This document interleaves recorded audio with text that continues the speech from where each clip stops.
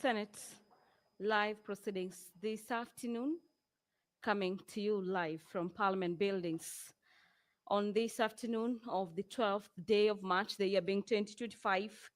A broadcast brought to you by the Kenya Broadcasting Corporation, and this is in partnership with the Parliamentary Broadcasting Unit. In the highlights in the order of business this afternoon is the Public Fundraising Appeals Bill, Senate Bills number 36 of the year 2024, which is actually a resumption of debate on this bill by the Senate leader of the majority party. This debate was interrupted on the 28th of November 2024, and the House is scheduled to resume debate on the Public Fundraising Appeals Bill. And after conclusion of the allocated time for debate, the House will move into division to vote on the Public Fundraising Appeals Bill. The Environmental Laws Amendment Bill, Senate Bills number 23 of the year 2024 by Senator Abdul Haji. The County Civic Education Bill, Senate Bills number 4 of the year 2023 by Esther Okenyuri, a nominated senator. The other bills that the House is scheduled to debate this afternoon and subsequently proceed into division after having concluded on the allocated time for debate. The report of the Mediation Committee on the Conflict of Interest Bill, this being a bill originating from the National Assembly, Bill number 12 of the year 2023 by the Vice Chairperson Mediation Committee, is also lined up for debate this afternoon, and so is the Heritage and Museums Bill, Senate Bills number 8 of the year 2023 that dominated the proceedings of the Senate yesterday. Allow me to hand you over for this live broadcast, presided over by the Senate Speaker, Honorable Amason Kingi, already in the chamber this afternoon. Enjoy your viewing and have a great afternoon. My name is Gladys Mungai. Na tuombe. Ewe Mwenyezi Mungu, tukusihi ututazame kwa neema nyingi na baraka sisi watumishi wako ambao umeridhika kutuita kwa nyadhifa za uongozi katika jamhuri hii yetu. Tutakuomba utuajalie tuyatende na kufikia mambo yote atakayofikishwa mbele yetu kwa njia ya haki na uaminifu, ili kustawisha amani, ufanisi na heri ya nchi yetu na wale ambao haja zao umezikabidhi mikononi mwetu. Amen.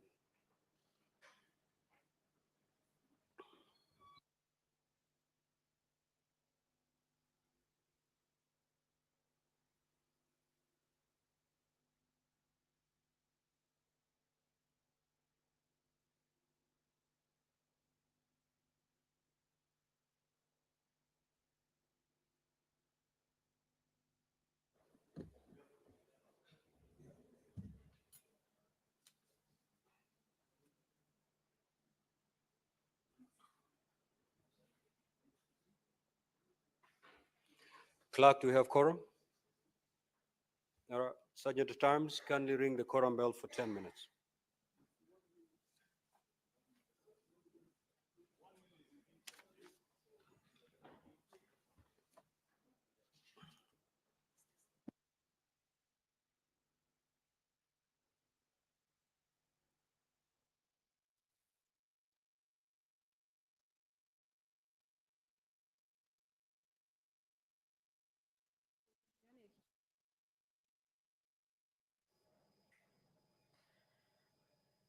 The ringing of the quorum bell has commenced at the Senate this afternoon upon the official commencement of business this afternoon at the allocated time when the House is sitting today. And the directive pursuant to the Senate standing orders number 40 on matters quorum.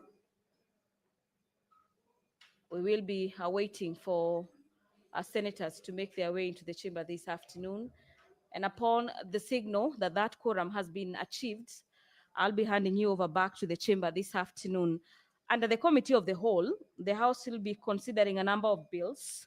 Among them is the County Assembly's Pension Scheme Bill, Senate Bills number 14 of the year 2024, and the National Disaster Risk Management Bill, this being a bill from the National Assembly, Bill number 24 of the year 2023. The Creative Economy Support Bill, the county government's state officers' removal from office procedure, the Livestock Protection and Sustainability Bill, and the County Government's Amendment Bill number 39 of the year 2024 are some of the bills that the House is set to debate this afternoon. The House is also set to consider a motion by the Senator for Taita Taveta County, Senator Jones Mwaruma, and this motion is in regards to the establishment of a national teaching and referral hospitals in Kenya. In this motion, the Senator for Taita Taveta County is seeking to have the Senate urge the Ministry of Health to do a number of things. Among them is to establish a national teaching and referral hospital in Coast, Eastern, Northeastern, Nyanza, and Western region. Allow me to hand over back to the chamber this afternoon. Enjoy your viewing. Order number 1, administration of oath. Order number 2, communication from the chair. Order number 3, messages. Order number 4, petitions. Senator Olekina.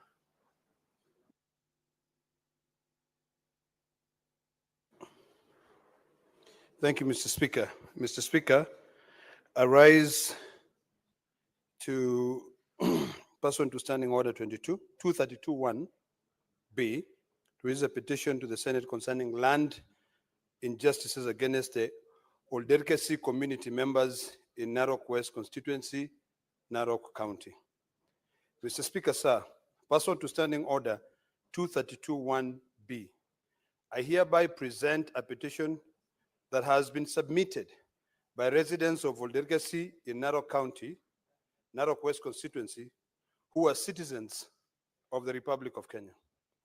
As you are aware, under Article 119(1) of the Constitution, and I quote, every person has a right to petition Parliament to consider any matters within its authority, including enacting, amending, or repealing any legislation.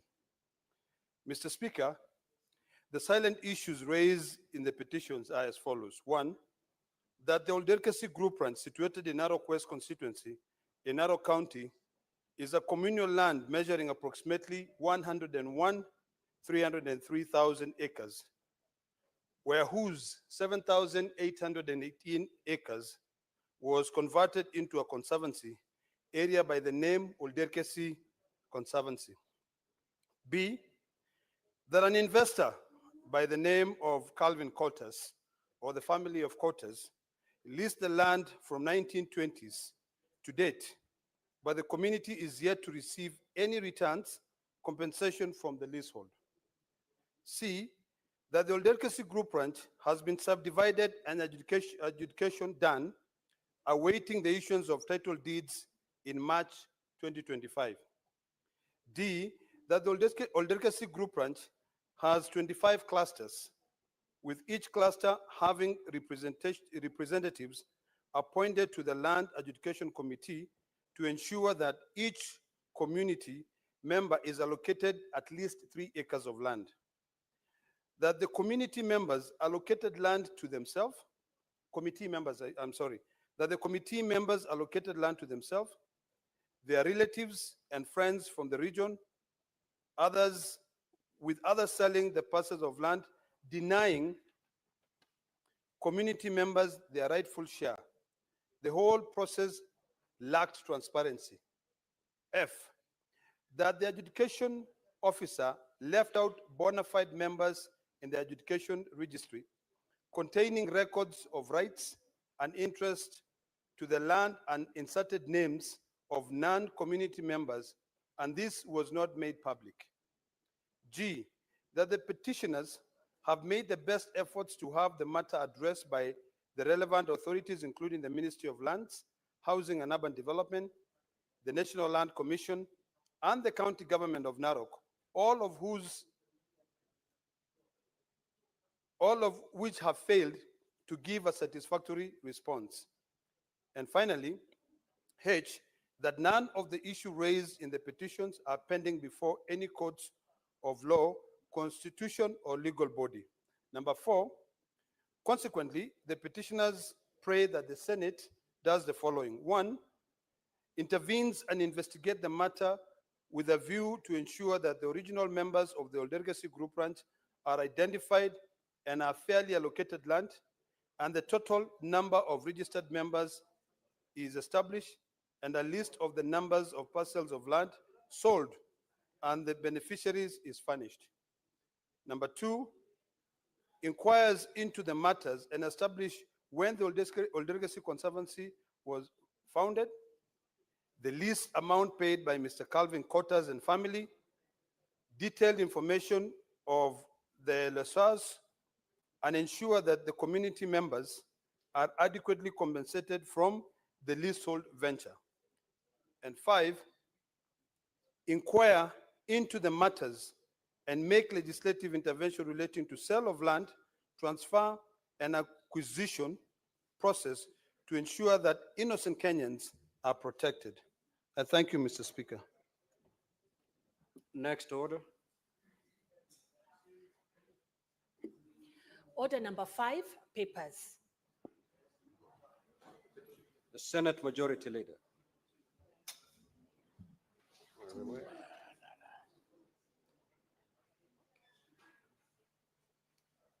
Mr. Speaker, I Now, beg to lay. Majority Leader, before you table the papers, on Senator Ledama's petition, now pursuant to Standing Order 238-1, I commit the petition to the Standing Committee on Land, Environment and Natural Resources. And in terms of Standing Order 238-2A, the committee is required in not more than 60 calendar days from the date of reading the prayer, which is today, to table its report in the Senate for consideration. And the Senate shall thereafter consider and adopt the report of the committee. You may proceed, Majority Leader. Mr. Speaker, I beg to lay the following papers on the table of this Senate. Today, the year of our Lord, 2025, March 12th, Mr. Speaker. 1, the Water Services Regulations, legal notice number 54 of 2025. The Water Harvesting and Storage Regulations, legal notice number 57 of 2025. And finally, Mr. Speaker, the Water Resources Regulations, legal notice number 58 of 2025. I thank you. Next order. Order number 6, notices of motion. Order number 7, questions and statements. Statement pursuant to Standing Order 53-1, the Honorable Senator for Isiolo County, Senator Fatuma Dulo. Honorable Senator, maybe before you take to the floor, allow me to make this communication, please. Honorable Senators, I'd like to acknowledge the presence in the public gallery this afternoon of a visiting teacher and learners from Hillcrest Preparatory School in Nairobi County. The delegation comprises 1 teacher and 35 learners who are in the Senate for a one-day academic exposition. Now, Honorable Senators, in our usual tradition of receiving and welcoming visitors to Parliament, I extend a warm welcome to them, and on behalf of the Senate and on my own behalf, wish them a fruitful visit. I will call upon the Senator for Nairobi County, Senator Edwin Sifuna, under 1 minute to extend a word of welcome to the delegation. Proceed, Honorable Senator.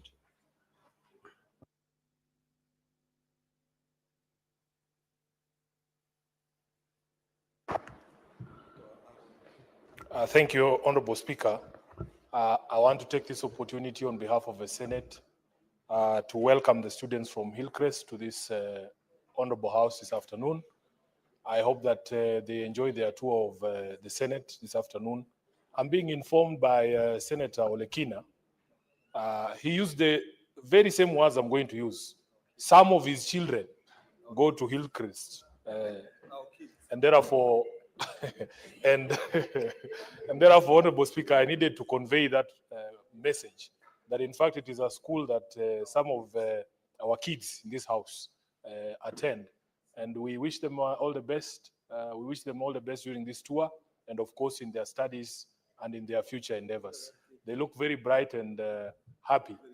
I think one of them must be Olekina's children, going by the hair, Honorable Chair. So welcome to the Senate and enjoy your stay. Thank you very much. Senator Dulo, you may proceed.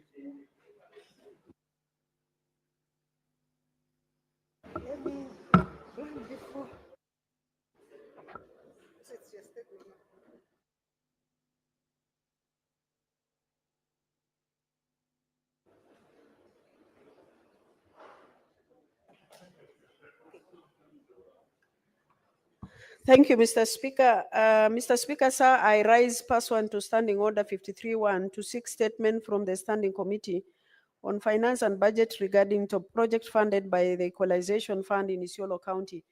In the statement, the committee should provide comprehensive list of projects funded by the Equalization Fund in Isiolo County, including their respective budget allocation and implementation timelines. Number two, specify the criteria used in selecting those projects, outlining the key parameters under the criteria, confirming whether public participation was conducted in determining priority areas, and provide details on the public participation process. Number three, state the current status of each project, indicating the percentage of completion, any delays encountered, and the specific challenges faced, and the mitigation measures undertaken to address those challenges and ensure project continuity. Number four, clarify the disbursement schedule of funds for the approved project, highlighting any delays in release of funds that may have affected the progress of ongoing or planned initiatives, and provide reasons for any delays and steps taken to resolve them. Finally, outline any upcoming projects planned under Equalization Fund for Isiolo County, elaborating on the measures in place to ensure equitable distribution of resources across all deserving areas. Mr. Speaker, if you can allow me to read the other two, I'll appreciate. Thank you. Mr. Speaker, sir, I rise pursuant to Standing Order number 53-1 to seek a statement from the Standing Committee on Finance and Budget regarding the financial mismanagement relating to the implementation of the 2-kilometer Cabro road providing projects in Bulapesa Ward, Isiolo County. In the statement, the committee should state when the contract for the project was awarded and the contract sum, the percentage of the work completed so far, and whether public participation was conducted ahead of implementation of the project. Number two, provide details on the payment made to the contractor to date. Three, outline the measures in place to ensure accountability and transparency in the utilization of public funds, particularly in infrastructure project in Isiolo County. Finally, provide a comprehensive list of infrastructure projects undertaken by county during the financial year 2023, 2024, and 24-25, including the allocated budget and the amount already utilized. The final statement, Mr. Speaker, sir, I rise pursuant to Standing Order 53-1 to seek a statement from the Standing Committee on Roads, Transportation and Housing regarding the delay in the completion of the construction of Garandare Bridge in Isiolo County. In the statement, the committee should provide an update on the completion status of construction of Garandare Bridge, the expected timeline for completion, and the reason for any delays. Number two, specify whether the contractor has adhered to the agreed upon project timelines and whether any penalties have been imposed for non-compliance. Number three, state the total budget allocated for the project and the amount disbursed so far, and any outstanding payment that may have contributed to the delay. Finally, state measures being implemented by the responsible agencies to ensure the project is completed without further delays. I thank you, Mr. Speaker. Honorable Senator Alexander Mundigi.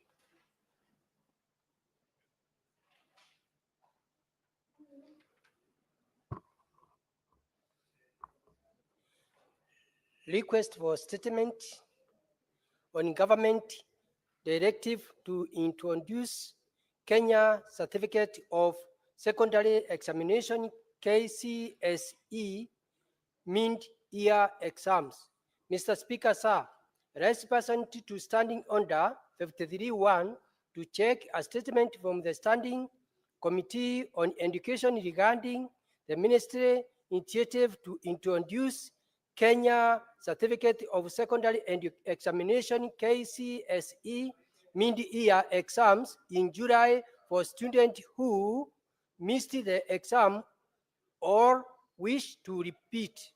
Mr. Speaker, sir, on 19 January 2025, the Cabinet Secretary for Education, Mr. Julius Ogamba, while announcing the 2024 KCSE results, stated that the Ministry of Education plans to introduce mid-year KCSE examinations starting in July 2025. This initiative aims to provide an opportunity for students who were unable to sit for exam or those who wish to improve their grades. In the statement, the committee should, one, state the impact of this directive on students who have already enrolled and paid school fees for the first term, and also the fees to be paid candidates who wish to sit for the exam. Two, clarify whether the directive allows students to enroll for classes to enable them attain good grade when they sit the mid-year exam. Three, investigate the measures in place to ensure that this directive does not disrupt the normal school's calendar. And four, explain if the ministry could consider postponing the directive to 2026, given that it was used abruptly and some learners have already transitioned. Senator Mwenda Gataya.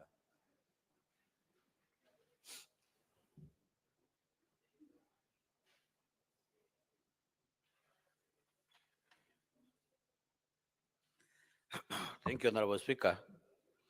Honorable Speaker, I rise pursuant to Standing Order 53.1 to seek a statement from the Standing Committee on Roads, Transportation and Housing regarding the allocation and distribution of funds for road projects across the counties. In the statement, Honorable Speaker, the committee should provide a breakdown of the budgetary allocations for road construction projects by the Kenya Urban Roads Authority, that is KURA, and the Kenya Rural Roads Authority, KERA, from the financial year 2022-2023 up to date, indicating the value of the projects in each county. At the same time, Honorable Speaker, the committee should explain the criteria used to allocate and distribute funds to road projects across the different counties, detailing the measures in place to ensure equitable distribution. Number three, Honorable Speaker, the committee should clarify whether KURA and KERA conducts consultations to inform budgetary allocations, and if so, disclose the parties involved in these consultations. Number four, Honorable Speaker, the committee should also outline the steps being taken by the government to bridge gaps in budgetary allocations for road projects across the counties. Thank you, Honorable Speaker. This is Senator Mwenda Gataya, CBS MP, Senator for the Tharaka County today, 7th March 2025. Senator David Okoli.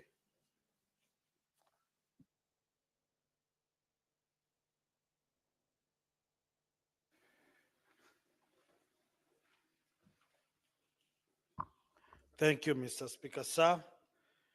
Request for a statement on the staff recruitment, promotion, and development practices at the Nairobi City County Betting, Lotteries, and Gaming Control Board. Mr. Speaker, sir, I rise pursuant to Standing Order 53.1 to seek a statement from the Standing Committee on Labor and Social Welfare regarding the staff recruitment, promotion, and development practices in the Nairobi City County Betting, Lotteries, and Gaming Control Board. In the statement, the committee should, one, provide an overview of the staff recruitment, promotion and development practices at the Nairobi City County Betting Lotteries and Gaming Control Board. 2, provide a breakdown of the staff complement by cadre at the board, stating whether the staff complement reflects the regional and ethnic diversity of the people of Kenya, and if not, explain what is being done to remedy the situation. 3, table a list of all members of senior management at the board, providing details of their respective academic qualifications and professional work and experience. 4, provide details on the most recent recruitment and promotion processes undertaken at the institution, disclosing 1, whether vacant positions in the recruitment process were advertised internally or externally. 2, the criteria used in selecting successful candidates for recruitment and promotion, including whether participation in trainings and capacity building programs also formed a basis for promotion. 3, the names, academic qualifications, and professional work experience, including the respective period of service with the board for all successful candidates. And 5, provide a list of all officers that were employed by the defunct Nairobi City County Betting Licensing and Regulation Board and later transition to the Nairobi City County Betting Lotteries and Gaming Control Board, disclosing the current and previous positions held by these officers during their service with the two boards. Senator Wafula Okoli, MP, Senator Bungoma County. Thank you. Senator Miraj Abdullahi. You may proceed, Senator Kavindu. Thank you, Mr. Speaker. I stand to read a statement from Senator Miraj Abdallah on the transfer of gender desk from police stations to public hospitals. Mr. Speaker, sir, I rise pursuant to Standing Order 53-1 to seek a statement from the Standing Committee of Labor and Social Welfare regarding the transfer of gender desk from police station to a public hospital. In the statement, the committee should provide a status update on implementation of the presidential directive issued on 20th November 2024 regarding the transfer of gender desk from police stations to public hospitals to ensure that victims of gender-based violence, GBV, receive immediate medical attention and police support at the same time. Senator Miraj Abdullahi, MP, nominated senator. Thank you. Senator Professor Tom Ojenda.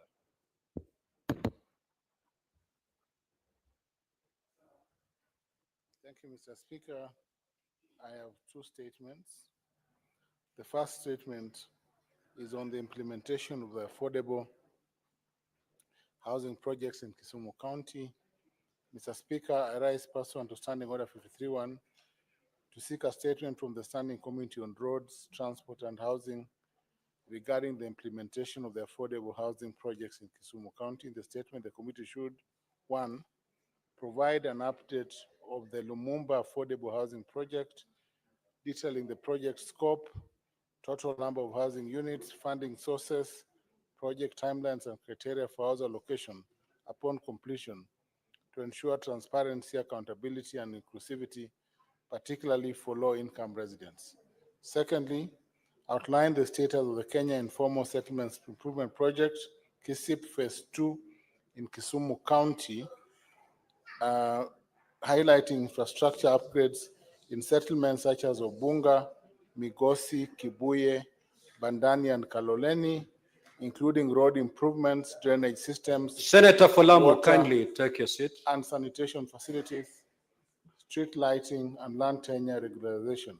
3, indicate any challenges affecting the implementation of these housing initiatives, including financing, land acquisition, legal disputes, or public participation, and the strategies adopted to address these obstacles and ensure timely and successful project completion. And lastly, provide details on upcoming housing projects in Kisumu County under the Affordable Housing Program, specifying expected timelines, target beneficiaries, projected impact on housing deficits, and the role of the national and county governments in financing, planning, and execution to ensure effective collaboration and resource allocation. Mr. Speaker, sir, my second statement is on the proposed 10% land rate policy for Kisumu County.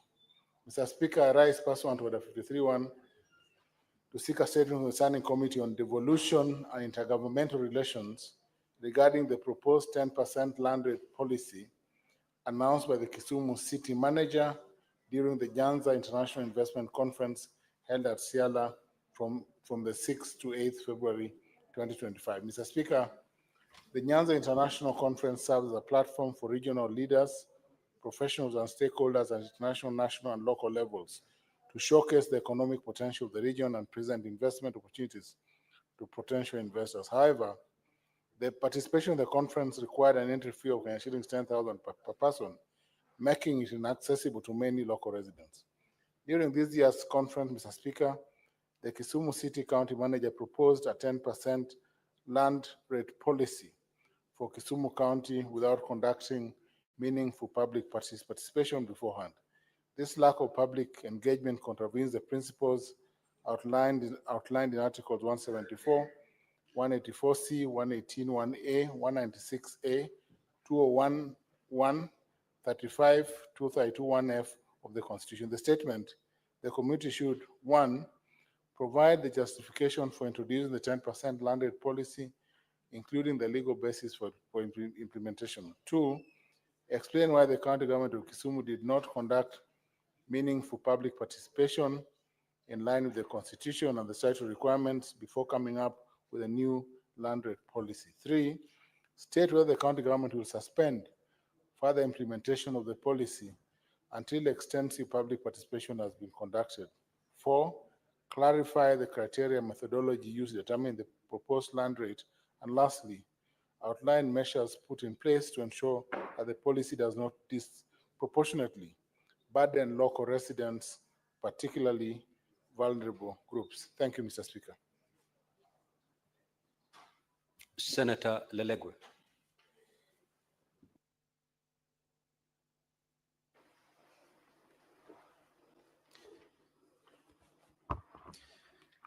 Mr. Speaker, sir, request for statement on insecurity facing the residents of Samburu North constituency in Samburu County. Mr. Speaker, sir, I rise pursuant to Standing Order 53.1 to seek a statement from the Standing Committee on National Security, Defense, and Foreign Relations regarding the insecurity facing the residents of Samburu North constituency, Samburu County. Mr. Speaker, sir, in the recent past, there have been grave issues of insecurity in Samburu North constituency, particularly highway banditry and other criminal activities, including attacks on law enforcement officers. Various insecurity incidences have been witnessed as follows.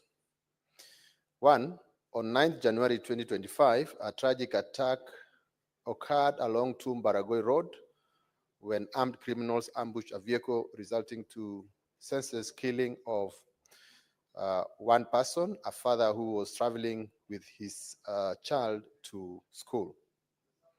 On 13th January 2025, bandits raided herders, stealing 150 heads of cattle and brutally killing 3 individuals.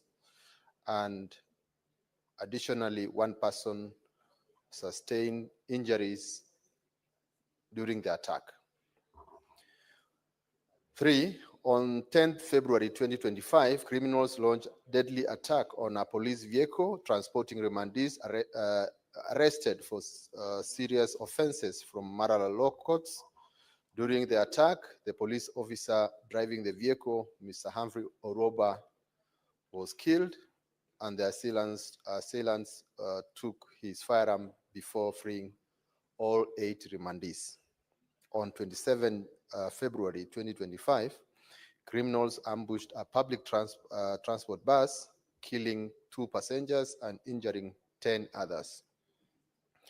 On 10th March 2025, bandits raided Kilepoi herders and stole a known number of livestock, killing several people and injuring several others. In the statement, the committee should provide a report on the status of investigation into the specified insecurity incidents. Disclose the identities of the perpetrators and their financiers or sponsors and indicate whether they have been arrested and arraigned in court. 3, outline the plans for compensating the victims and the families of those who lost their lives and livestock in these attacks, and provide an update on the ongoing efforts to recover the stolen police firearm and livestock. Outline the efforts being made by the government to improve the capacity and resources of police officers in Samburu County, including the provision of advanced technical equipment and the permanent deployment of patrol officers along Maralal-Baragoi Road and other key routes within Samburu North constituency and the wider Samburu County to ensure continuous and effective security coverage, and detail the measures being implemented by the government to enhance security and curb the rising incidences of violence, ensuring the safety of residents in Samburu North constituency and the wider Samburu County. Thank you, Mr. Speaker. Senator Faki.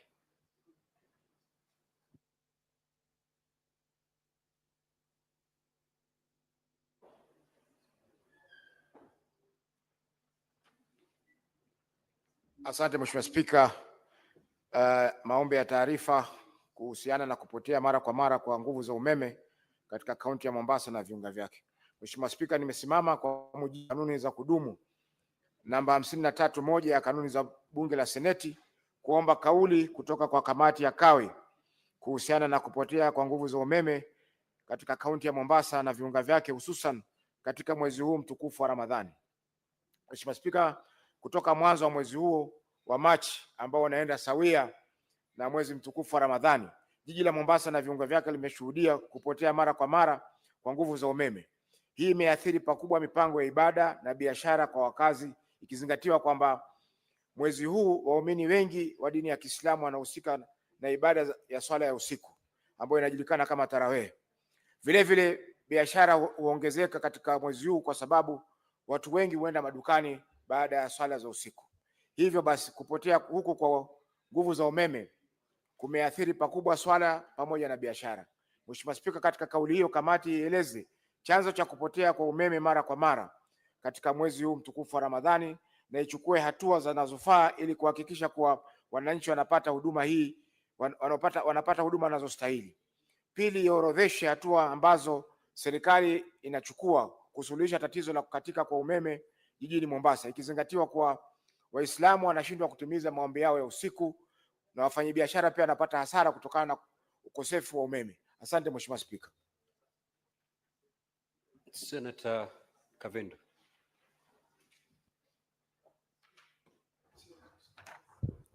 Thank you, Mr. Speaker. Request for a statement on the status of repatriation of Kenyans caught in human trafficking situations. Mr. Speaker, I rise pursuant to Standing Order 53(1) to seek a statement from the Committee of National Security, Defense and Foreign Relations regarding the status of repatriation of Kenyans caught in human trafficking situations. In the statement, the committee should, 1, provide the Senate with a report detailing the current status, the current statistics on the number of Kenyan human trafficking victims repatriated over the last 3 years, including the countries they were held. 2, state the specific legal frameworks and protocol governing the repatriation of human trafficking victims, including a clear action plan, timelines for the repatriation process, and indicate whether there are existing bilateral agreements to facilitate repatriation. 3, outline the measures the government is taking to combat the rising prevalence of human trafficking rings operating under the guise of recruitment agencies. And 4, specify the measures in place to ensure the safety of and security of victims during and after repatriation, and state the support provided to the repatriated victims. Senator Agnes Kavindu, MP, Senator Machakos County. Thank you. Now, honorable senators, we will allow comments on this request for statements for a maximum time of 15 minutes. So if you get a moment to speak, kindly keep it at most at 3 minutes. Professor Tomojanda.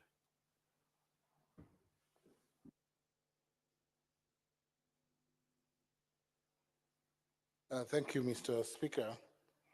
I wish to comment on the statement by Senator Mwenda Gataya on the distribution of funds for road projects across counties. Mr. Speaker, this statement could not have come at a better time.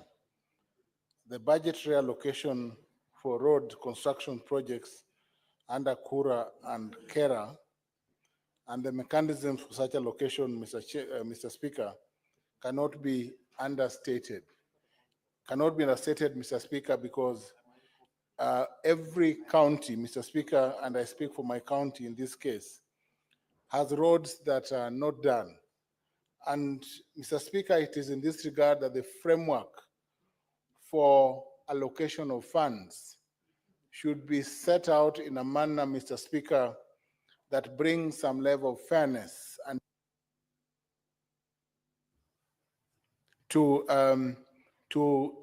counties, Mr. Speaker, because, Mr. Speaker, in terms of mileage, and I'm sure this is data that the CS and the PS Ministry of Roads would have. In terms of data, Mr. Speaker, it is important that some fairness is given to the allocation so that we do not have regions or areas, Mr. Speaker, where the road network is at a level that is beyond fair, say 50 to 60% of roads tarmacked or at a level that is motorable, Mr. Speaker, because there are some counties, Mr. Speaker, where we do not even have tarmacked or motorable roads, Mr. Speaker. This statement, Mr. Speaker, addresses the question of equity and also addresses, Mr. Speaker, the manner and the modality of allocating funds both under Kura and Kera. Mr. Speaker, I am aware that the CS, the new CS for roads, the Honorable Chirchir, has worked on a framework that brings some level of fairness. And when the senator for Tharaka Nithi inquires into this question, I'm sure he's alive to the fact that many roads in Tharaka Nithi may need some action. And it is that action, Mr. Speaker, that I call action that remedies or that addresses those counties that are lagging behind and that have allocations that are lower than allocations for counties that have roads that are motorable, Mr. Speaker. Senator Bone. Thank you, Mr. Speaker. Mr. Speaker, I rise to ride on the statement by the Senator Kavindu, the Senator of Machakos. it is important that when our suspects, Kenyans who are suspects in drug trafficking, are arrested, it is important that the government of Kenya should do everything possible to ensure that they are given fair trial. Period. Fair trial and nothing else. Mr. Speaker, I don't understand what the Senate is looking for when she says repatriation of victims. You call criminals of drug trafficking victims? People who mess our children up? Mr. Speaker, if anything, once the government is satisfied that a criminal has first fair trial, it should ensure that that guy should be jailed in that country, serve a full term there for it to serve as a deterrent, Mr. Speaker. Thank you, Mr. Speaker. Senator Mogeni.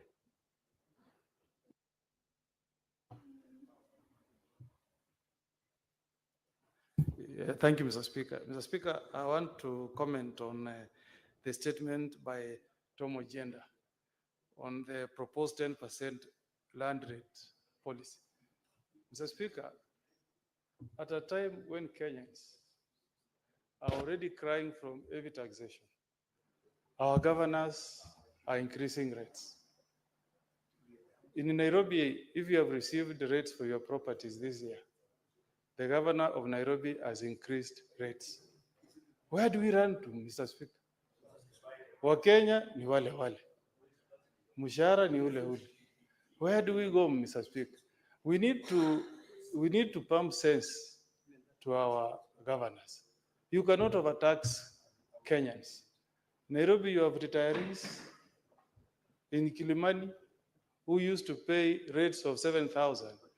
Now the demand notes for this year is over 50,000. Where do these Kenyans go, Mr. Speaker? And then you are taxing Kenyans without provision of services. If you ask these retirees, Mr. Speaker, they have never known anything called garbage collection from the county government in Nairobi. They buy water, bottled water to drink. Mr. Speaker, there is no train service from where they live to town, Mr. Speaker. Go to Gikomba, Machakos, that road. Look at the state of that road. Look at the conditions under which those poor Kenyans are doing their business. There is no water. When they go to hospitals, there is no medicine. And yet we are just taxing. Mr. Speaker, we are the only house, we as elected people, who can speak for these voiceless people. They have no voice. The only voice they have is through their senators. Mr. Speaker, do we sit back and watch the governor of Kisumu introduce 10% rates on properties on those poor residents of the county of Kisumu? We must do something. I don't know which committee will look into this matter, but we need to be serious, Mr. Speaker, and look for a solution. Pay as you earn as a cap. But rates, whether you are poor or rich, once the county says you will pay 10%, you have nowhere to run to. Dakika moja tu. Mr. Speaker, sir, 1 minute. Give the Honorable Senator 1 minute to Yeah, so conclude. I plead, Mr. Speaker, the committee that will look into this matter, to take this matter seriously, even if it means, Madam Speaker, us looking for legislative intervention. We do something. Overtaxation can create a revolution. If you tax Kenyans beyond what they have in their pockets, you'll be causing a revolution. Let's be sensitive on issues dealing with taxation. Let us not overtax Kenyans.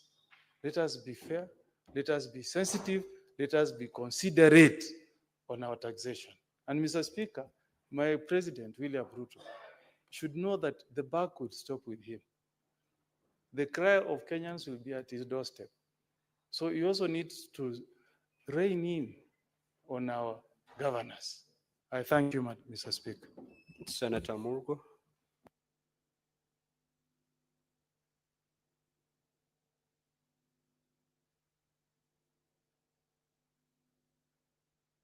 Thank you, Mr. Speaker, for giving me the opportunity to join my colleagues on making my comments on the insecurity in Samburu. It is pathetic that this area called Paraguay is all the time in news that people have been killed, vehicles have been ambushed, things have been snatched away, property, including cows and goats, have been stolen, and so on. The security agents in these areas know where these thugs or robbers or killers are common or frequent, and therefore they should be able to lay tight security activities around those areas so that these people do not succeed. But I've known because my place or my county, part of my county, is one that is like that in Rift Valley, especially Kerio and the border between Kenya and Uganda. And so what we have done is to make sure that they do not succeed in taking cows or goats or the animals that they have taken. We pursue until we return. And so when that is done, they become discouraged and do not attempt another raid. And then also the culprits should be pursued until the security men, especially now that we have NPR, we should really be able to succeed or do better than when we didn't have them. And so I support. Senator Onyonka Richard. Thank you, Mr. Speaker. I'd like to first of all thank Honorable Murgo for raising the issue of that. My honest observation, Mr. Murgo, Senator Murgo, is drones. They will see who's stealing the cows, they'll see where it's gone, and they'll see who the owners, but they can't. Number two, Mr. Speaker, I had my brother and senior and wonderful friend, Honorable Halwale, discussing the matter that Honorable Kavindu has raised. Honorable Kalwale, I was in my past life an assistant minister for foreign affairs. 70% of your young Kenyans who've been arrested in these foreign countries carrying drugs were actually conned, convinced, and they carried those drugs to those countries without some of them even knowing that they were actually carrying those drugs. And some of us have got friends and their children are involved in these things. I would like for the government to be more softer, more kinder. What in other jurisdictions happens, Mr. Speaker, is that once people are arrested and they are most probably served a period of even 5 years, normally what caring governments do is they repatriate those prisoners to come and finish their terms in their countries. That is, I believe, what Madam Kavindu was actually requesting the government to do. Number two, the reality is that this sexual exploitation and indeed the young people who have been arrested because of the sex trafficking which has taken place in those countries, on my colleagues in this house, many Kenyans went out to look for a living, to look for jobs.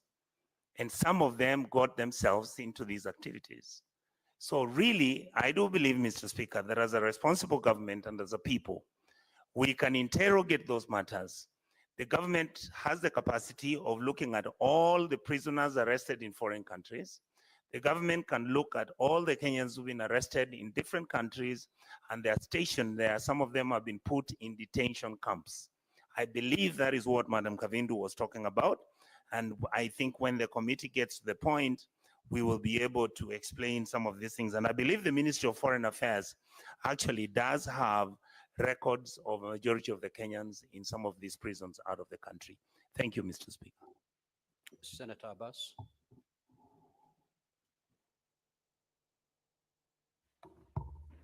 Thank you, Honorable Speaker. Honorable Speaker, I want to support the statement from Senator from Siolo, Senator Fatuma. Honorable Speaker, actually what has happened is that in the budget making of counties, they always take the budget first to the public. There's public participation, and immediately they do again supplementary after approval. So they only justify it. One other thing, Honorable Speaker, the budget is actually not based on need base. It's actually at the will of the governor and his team how the budget is making taking place in these counties. I think that's one other thing, Honorable Speaker. There are so many unfinished stall projects from since 2013. It is not a priority anymore for those governors. So much money has been spent. The projects have started still. Some of them are even their offices and assembly offices. And then it is not actually prioritized. They always keep on looking for new projects, which is a very unfortunate situation. One other thing, Honorable Speaker, is that in budget making system, I think the finance chairman, who is also my party leader, is here. We need to have a control on this thing and things. There should be, the BVM action must be followed. That every pending issues or pending unpaid bills, actually the bills are increasing, the pending bills are increasing by the year, every time. And it's not being paid. Priorities are changing every time. So I think the finance committee should come up and tell Kenyans what is this house is going to do about this escalating of the pending bills. Equally, we will ask the finance committee to at least follow up this issue, that all projects that are stalled must be finished before the end of this term. I beg to support. Senator Olekina.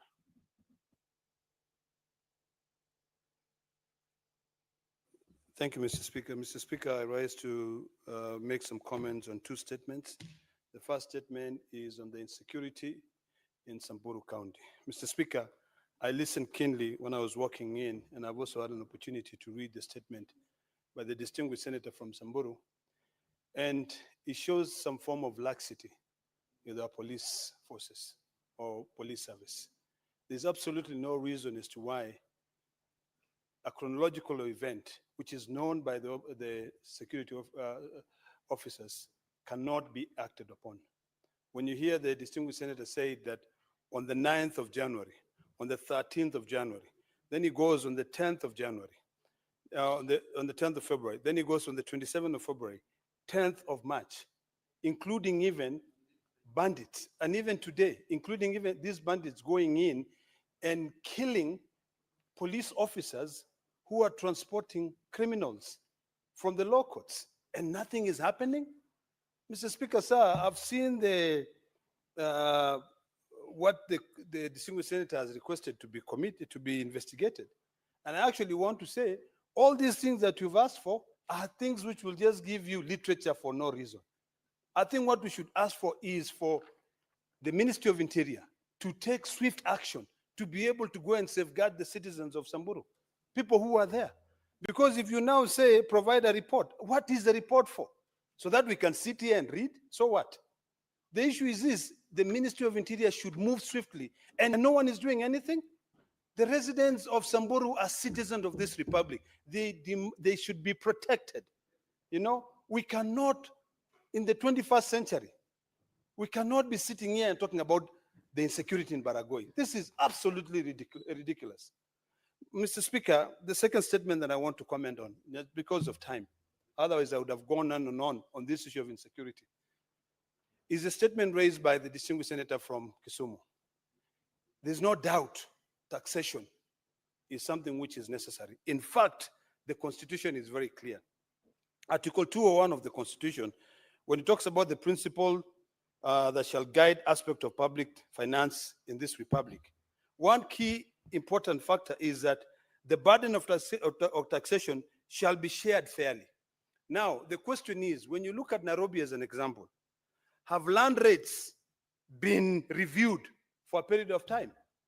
You know, Kisumu County, all our counties, if we really want to be able to provide services to our citizens, have we been able to review those taxes on leasehold? I think what we need to do is to encourage, and I hope that the committee will encourage those counties to carry out public participation, you know, to see. People are bleeding, yes, but we've got to find a balance. In Nairobi County, Mr. Speaker, 30 seconds, please.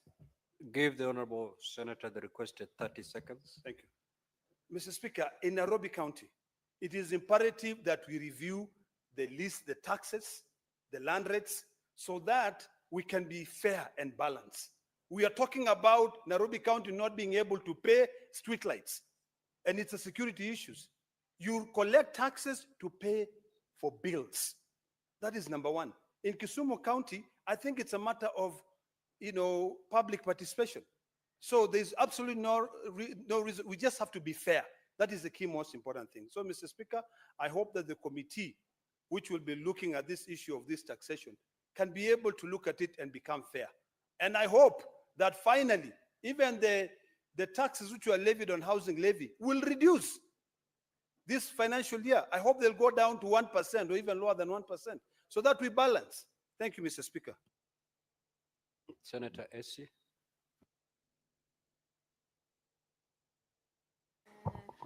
Thank you, Mr. Speaker. I want to support the statement by Senator Miraj on alleged transfer of gender desks from police stations to public hospitals. I would make this proposal. I think instead of that transfer, why don't we have the gender desks both at the police stations and in public hospitals, so that we make the fight against gender-based violence effective? Because, Mr. Speaker, the first point of call when one has been attacked is the police station. So moving it from there doesn't make it any easier, because the moment you go to hospital, you need to also, for the legal processes to take place, you need to have the OB that is justifying that indeed that has happened and action needs to be taken.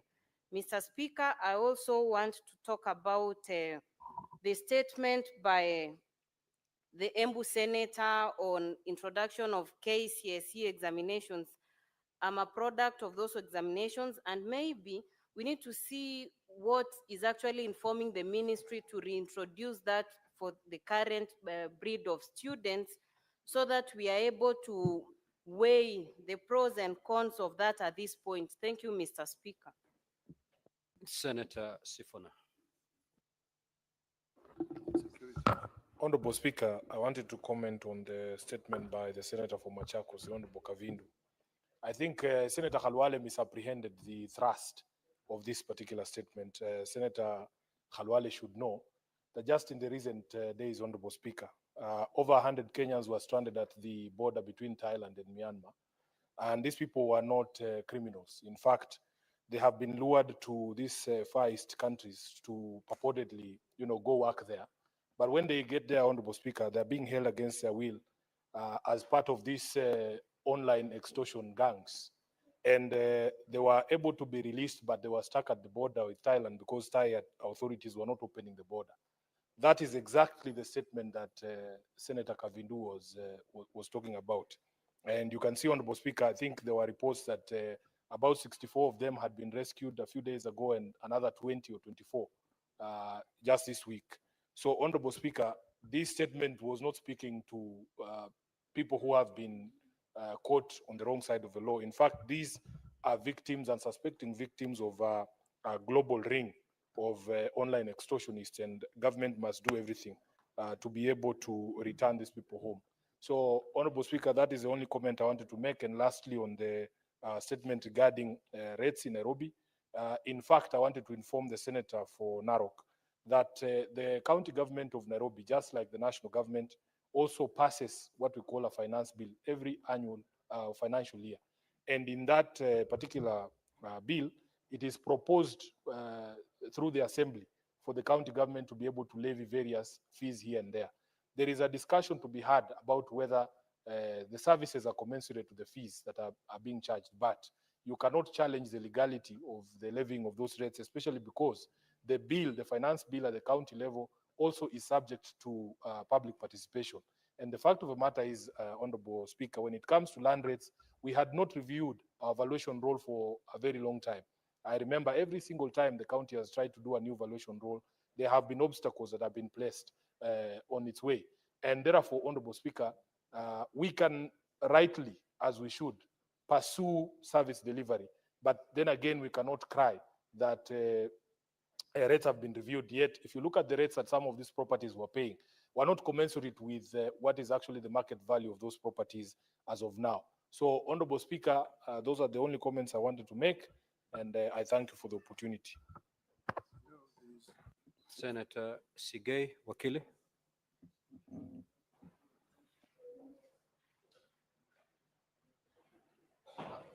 Thank you very much, Mr. Speaker.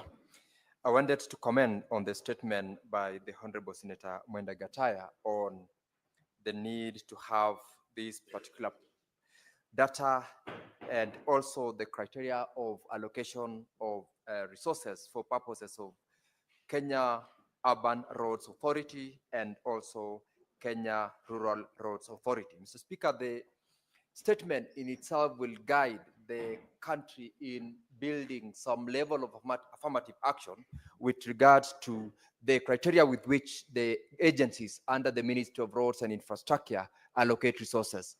Lately, Mr. Speaker, we have had comments across in the National Assembly where members, wherever there are issues as regards the budget allocation, speaks to places where you have so many infrastructure on roads under Kera and Kura ongoing, whereas there are other places where accessibility, particularly even to some specific public places, are not available, and it's because of unavailability of resources. This particular statement, Mr. Speaker, I wish would also facilitate the membership of this committee that will be given the statement to deal with, to go beyond the period that the Honorable Senator has enlisted, that's between 2022-2023 to date, so that in a bid to ensure that we have this affirmative action to areas where for a long period of time they've been ignored with little or no resources at all in terms of obligation, get this particular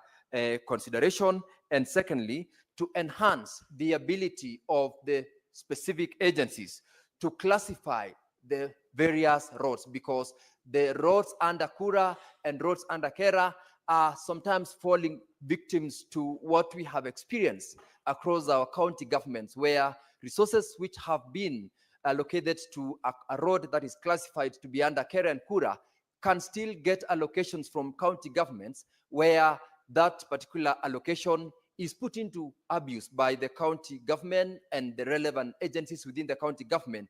Because of double allocation, people uses such as an opportunity to steal and or misappropriate the resources. So I wish this committee that will be involved in dealing with this particular statement will go beyond the number of years or the period that has been identified, and further to also ensure that they deal with the aspect on classification, so that we have all the relevant agencies getting this aspect to deal with in terms of ensuring everyone knows the process, the allocation criteria. Let's give the senator 1 minute to conclude his remarks. All right, so we move to Senator Ali Roba.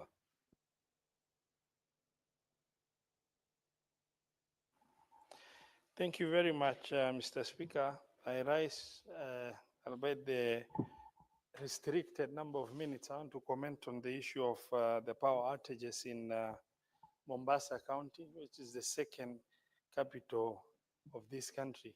It's extremely embarrassing when you get to levels where just last week we were complaining very bitterly about Mandera's situation, which is in desperate state. If now counties like Mombasa, a city county, starts complaining about that, I believe the Kenya Power and Lighting Company needs to be seriously investigated. Mr. Speaker, sir, I also rise to support on the statement on these challenges of security in Samburu County. As a leader who comes from an area, really affected by terror insecurity, this issue of communal insecurity, if the terror becomes a challenge for our security to manage, then this issue of communal insecurity should be something that the government of Kenya should be able to really tackle very firmly in order to make sure that our public do not suffer perennially every year discussing about some small time crooks in the name of community trying to cause a lot of havoc in Baragoi area and other areas, including even Isiolo County, where cattle rustling by communities has really been a major challenge affecting the population of Isiolo County and Samburu County for that matter. Mr. Speaker, sir, I rise to support. Senator Lominan. Mr. Speaker, sir, I stand to comment on a statement by Senator Lelegwe on the insecurity of Samburu County. Mr. Speaker, sir, it's really a problem by the security personnel to handle the issue of cattle rustling. Mr. Speaker, it is a reason where most of us sit down to just to listen, Mr. Speaker, because in these counties of Samburu, Marsabit, Turkana, Isiolo, and other West Pokot, insecurity happens every time, every moment, Mr. Speaker. People are killed, a property is taken, and less is being done to those people who are really affected. And it's because, Mr. Speaker, sir, these communities have decided to be in a state of nature where they just kill the people the way they want, they take property the way they want, and there's nothing that is being done to these bandits. That's why they raid, they kill children, they kill women, they kill whatever, and they just, even the statement is not written even in a police station. Can you, a case study of what happened recently in a place called Tolonyang, where more than 30 people were killed in the Lake Turkana. And up to now, their bodies have not been retrieved, Mr. Speaker. The reason of this, Mr. Speaker, sir, is because our borders, most of our borders are porous.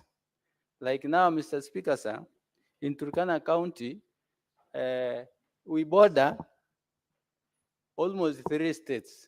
We border Ethiopia, we border Southern Sudan, we border Uganda. And you find, Mr. Speaker, sir, all these borders are porous. There's highly established ordered security in these borders, Mr. Speaker, sir. And in our area, we have no KDFs in these borders, Mr. Speaker, sir, to counter the attacks on the other states. So, Mr. Speaker, sir, it's also very important to empower NPR in these areas, because NPRs are locally informed security personnel. They know the terrain, they know how to handle these bandits, because they live together with them. They have Senator Kisang. Thank you, Honorable Speaker. Honorable Speaker, I want to comment on the statement also by the Senator for Samburu. Honorable Speaker, for the last 3 or so months between November, December, January, around there has been relative peace along Kerevale, Turkana, Samburu. But I don't know, it looks like there is a wave, there is some evil spirit that has resurfaced for the last few weeks along that area, because banditry had gone down and we were celebrating. In fact, at the beginning of the year, 5th of January, Honorable Speaker, we had some celebrations as Gerevale people because we had peace. So, but I don't know what has happened all of a sudden. The security teams need to established. They need to use intelligence properly, because it looks like there is some commercial part of this banditry. It's no longer normal cat rustling. It's become more or less like a business, Honorable Speaker, because this weekend that is just there, yesterday, we buried 2 people in Elgeyo-Marakwet County. There's one who will be buried on Friday. And it's happening in Samburu, in Isholo, in Turkana, in West Pokot. So why has it become so difficult for the security teams with the intelligence of DCI, intelligence of NIS, who are being given a lot of resources? What are they doing with these resources if they cannot even stem banditry within the country? So this is something that is very serious, Honorable Speaker, that the teams at the Ministry of the Interior and NIS need to sort out once and for all, because our people, instead of focusing on development, they are focusing on burying people, on running around. I mean, it looks like we are not part of this country, Honorable Speaker. Second, Honorable Speaker, is the one on by the Senator for Kisumu, Honorable Speaker. Honorable Speaker, I believe it's right that maybe for a long time, the counties have not done valuation rolls to establish the actual value for properties, Honorable Speaker. But also they need to account for the current resources they are collecting. Because if you check our water bills, there is an item called sewerage and garbage collection. And basically, most of us here in Nairobi, the garbage collections are done by private companies. They are not done by the county. So why are they charging for a service and they are not delivering the service? So they need to rethink, ensure there is proper public participation, because luckily Kenyans, we know what to do in case they want to increase. Basically, the courts are there to save us from additional taxations from the counties, because these governors are not utilizing the resources they are getting from the share of revenue and also what they are collecting. Thank you, Honorable Speaker. Senator Hezena.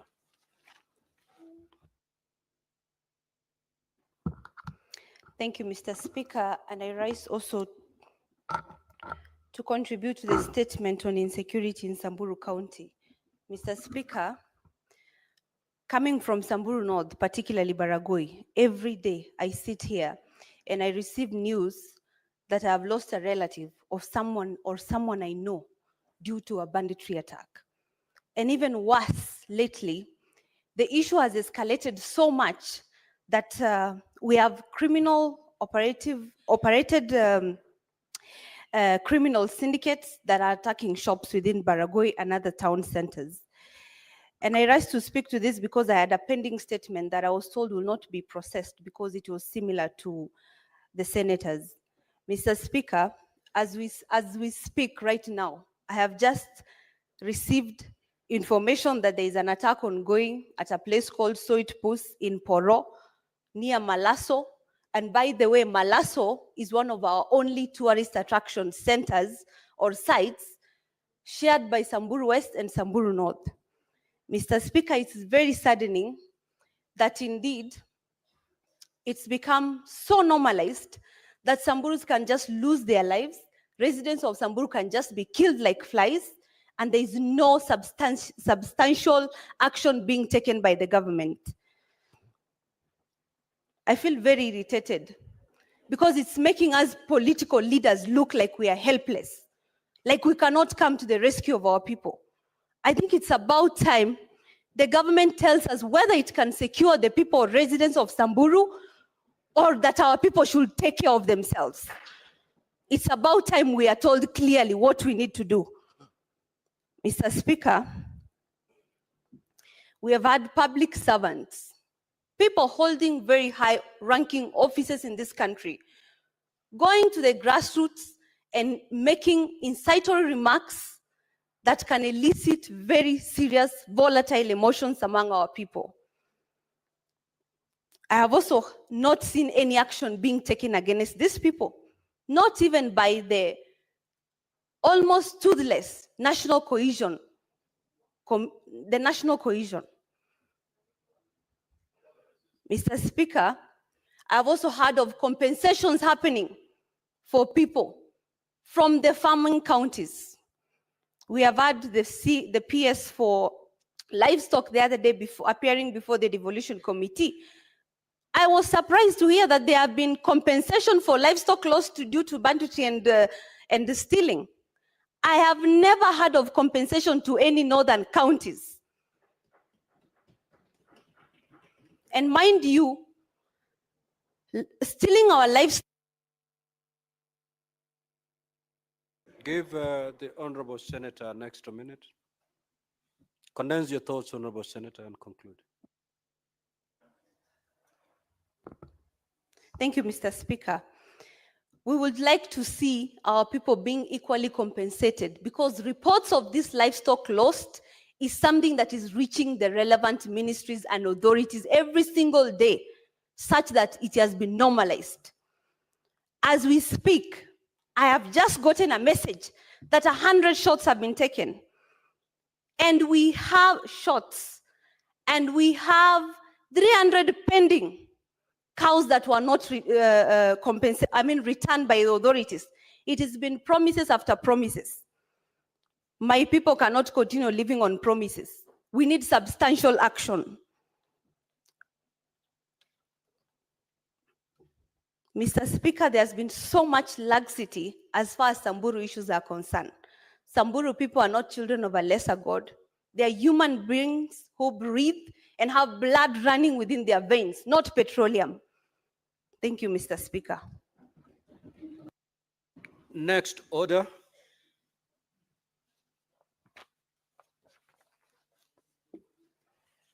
Order number 8, the Public Fundraising Appeals Bill, Senate Bills number 36 of 2024, second reading division. That order is deferred. Next. Order number 9, the Environment Laws Amendment Bill, Senate Bills number 23 of 2024, second reading division. That order is also deferred for lack of requisite delegates. Next order. Order number 10, the County Civic Education Bill, Senate Bills number 4 of 2024, second reading division. Due to lack of the required delegates, that order is also deferred. Next.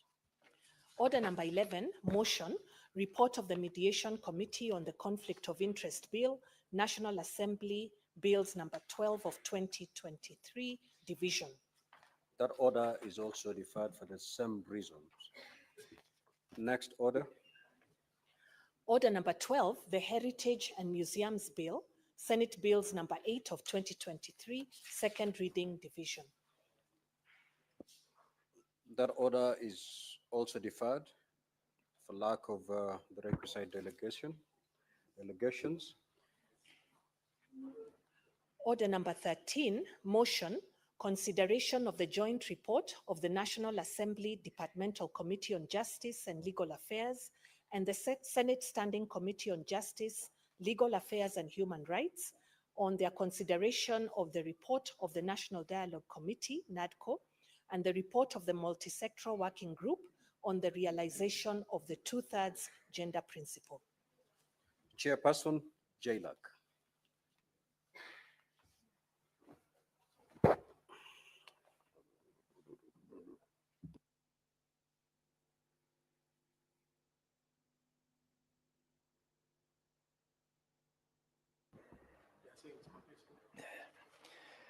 Thank you, Mr. Speaker.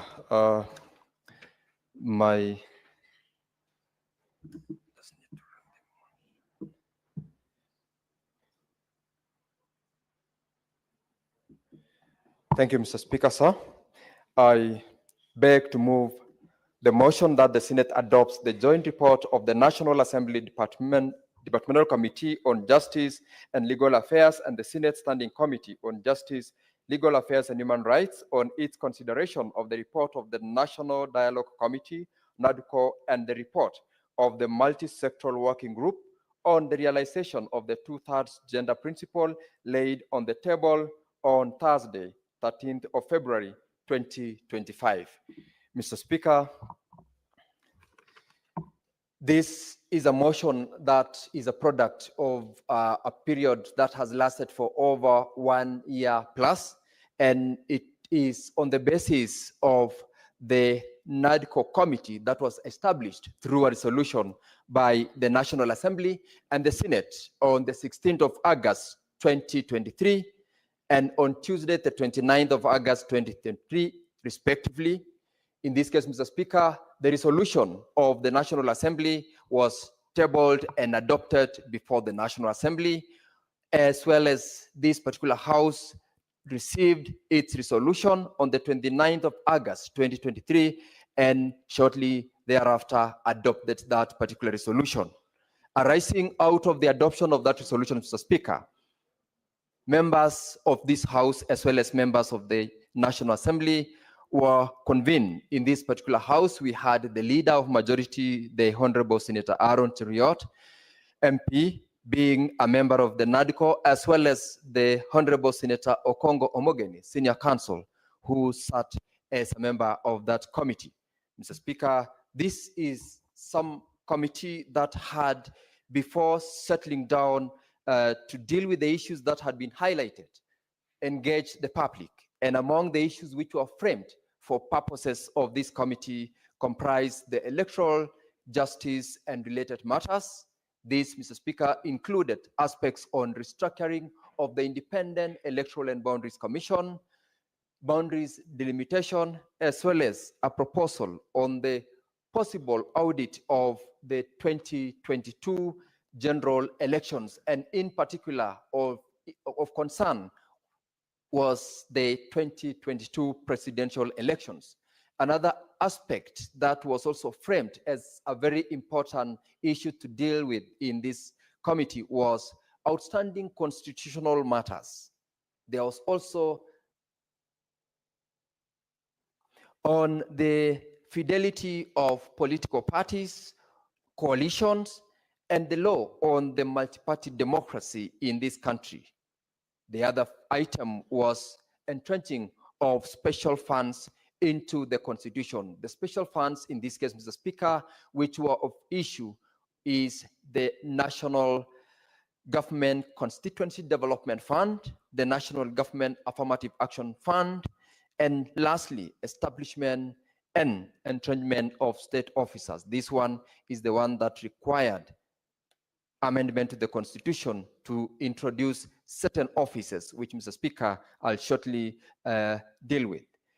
Prior to this committee, Mr. Speaker's commencing its work, members of the public and Kenyans in general were requested to submit their interest into the committee. And on the 1st of September 2023, a publication was ran out in media, print media across the country, inviting members of the public to engage as stakeholders and participate in submitting their resolutions, proposals, and comments to the 5 issues which were framed. Mr. Speaker, the committee received 258 written memoranda. It also received from over 700 persons memoranda that was drawn on the various issues. And lastly, they received oral submissions, which were over 60 in number. Mr. Speaker, it also received written memoranda from among government ministries, including the National Treasury, Ministry of Energy and Petroleum, State Department for Housing and Economics, as well as in their various meetings, they received additional memoranda from Kenyans from the diaspora. Mr. Speaker, this committee had over 42 sessions where in all those 42 sessions, several issues involving the aspects which were framed under the 5 issues were discussed. Mr. Speaker, out of this particular committee, their reports were tabled in 2 respective houses. For the case of the National Assembly, it was tabled and adopted on the 22nd of February 2024. And in the case of this house, that is the Senate, Mr. Speaker, it was tabled and adopted on the 6th of March 2024. There were immediately respective communications from the Speaker to ensure that the reports which were tabled had commitments in terms of what was expected of the membership, or rather of the 2 houses. That is, number 1, Mr. Speaker, to deliberate on the actualization of the reports that were tabled, and secondly, to consider proposals on various amendments to the law, enactments of specific laws that had been proposed by Kenyans for amendments, and lastly, in effect to the proposed amendments to the Constitution, there would be consequential amendments to the law. Mr. Speaker, that is basically the directives that came from the communications of the respective speakers from the two houses. Mr. Speaker, of importance to note is also the multi-sectoral working group that had also been given a commitment to give a proposal on what Kenyans were talking about, what Kenyans wished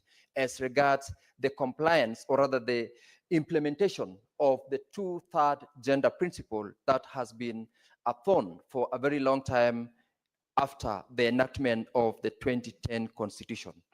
Mr. Speaker, the two respective houses had their respective legislative proposals. For the case of the National Assembly, it was required to enact a legislation towards the amendment to the Independent Electoral and Boundaries Act. And this was done, Mr. Speaker, and it became law on the 9th of July, 2024. EACC Act is what has been tabled. It's pending in the National Assembly as it now. This House and the Jailer Committee had its commitment that dealt with 4 proposals in law in terms of amendment: the Election Offences, Elections, Statutory Instruments, as well as the Political Parties Act. All these 4 statutes, Mr. Speaker, have already received their reports. They have been passed by this House and are already transmitted to the National Assembly for further processing. Mr. Speaker, the joint committee thereafter that sat was to deal with the aspect that dealt with constitutional amendments, or other proposals that would require constitutional amendments. And the committee comprised 15 members of the National Assembly Jailer Committee and 9 members of the Senate Jailer Committee. Mr. Speaker, it dealt with the report in terms of what proposals had been made about the proposed amendments to the Constitution, and secondly, the report by the multi-sectoral working group that also had its proposal on the constitutional amendments, as well as those which required the implementation of the two-third gender principle. Mr. Speaker, this committee, of course, had sessions jointly, that is the National Assembly JLAC as well as the Senate JLAC, with a very informed mind in terms of ensuring that the proposals that Kenyans made to the NADCO committee are also input in terms of ensuring that these constitutional amendments would achieve the proposals made by Kenyans in seeking to enhance, or rather promote, the unity and inclusivity of whatever the government of the day would be expected to do for the people of Kenya as it serves in office. It was also aimed at ensuring that we enhance as a leadership representation in terms of the democratic space of this country. That is why in the proposals that Kenyans made to the NADCO, they sought to ensure that as we look at making amendments to the Constitution, we are able to ensure that there is some level of transparency in terms of the people who are holding office, in terms of the election process itself, and also to ensure that we establish appropriate and adequate checks and balances to the government in place. This was with regards to the many proposals in terms of changes to the election laws. That was the first and most critical issue that Kenyans had raised. And in this case, there was an aspect on the delimitation of boundaries, which is a constitutional issue that affects the boundaries, which in the case of the IEBC, they are past the period within which the law required them to do. And Kenyans raised the concern, saying there has been enhanced population across the country, and it's time to allow Parliament to enhance the period within which IEBC would be expected to undertake the delimitation of boundaries. Secondly, Mr. Speaker, the other specific aspect that also required this constitutional amendment was the requirement to have some level of decorum in how members of a political party are treated, how they are required to display their loyalty when they are serving their respective political parties. This is under the provisions of the Constitution. And this was a subject that also required members to deal with timelines in terms of the determination of a question as to the validity of the presidential election. Remember, Mr. Speaker, the Constitution as at now provides that that question should and must be determined within a period of 14 days. Very many Kenyans have raised concerns as to the limitation of the entitlement of Kenyans to to deal with that question beyond the 14 days, and it was one of those issues that the Joint Committee deliberated and made proposals to constitutional amendments. Another very important issue that Kenyans spoke to this Joint Committee was with regards to the introduction of the office of the Leader of Opposition, as well as the office of 2 deputies to the Leader of Opposition in Parliament, and also further the introduction and constitutionalization of the office of the Prime Minister. These two, Mr. Speaker, required Kenyans to subject this to a referendum. And as a consequence of which, Mr. Speaker, this Joint Committee made recommendations to ensure that as we prepare for a roadmap to comply and implement fully the recommendations of the NADCO Committee, we set up a 3-pronged approach. One is on the constitutional amendment that will not require referendum. Kenyans are made to participate fully through public participation on the draft legislations that will require the entrenchment of the national government, this is NGAF, as well as the national CDF in the Constitution. And those 2 laws do not require, Mr. Speaker, a referendum. And as we speak right now, a draft bill has already been done in the National Assembly. It's been tabled, and Kenyans will definitely be called upon to be involved in getting comments as to the position they would want to have as regards those special funds. The reason, Mr. Speaker, why this was advanced is because of the decision by the Supreme Court as to the constitutionality of those special funds, and this Kenyans will have a say as to whether or not it will suffice or will be dropped. Secondly, Mr. Speaker, the 2/3 gender principle.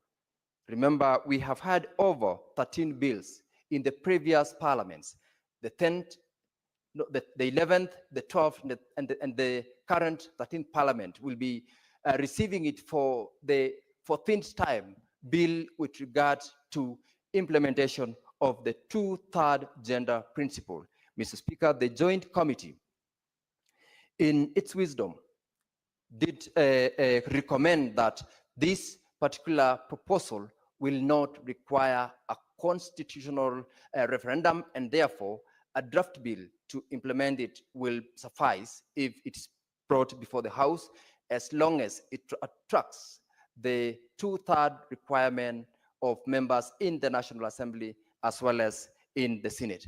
Mr. Speaker, as regards the bills that will require a referendum, the committee did make recommendation that this will be subject to a referendum, and therefore the draft bill must be extensively put before the public. Mr. Speaker, as I table this report, I seek the support of the members, particularly to make sure that the recommendations that the Jailer Committee of the National Assembly, Jailer Committee of the Senate, as well as the joint sessions of the NADCO, which comprise members of the 2 houses, and the joint sessions of the Justice and Legal Affairs committees in making these recommendations, speak to the interest of the Kenyans who were involved, especially during the process when demonstrations were cutting across the country, leading to the creation of the bipartisan, which gave rise to the NADCO committee.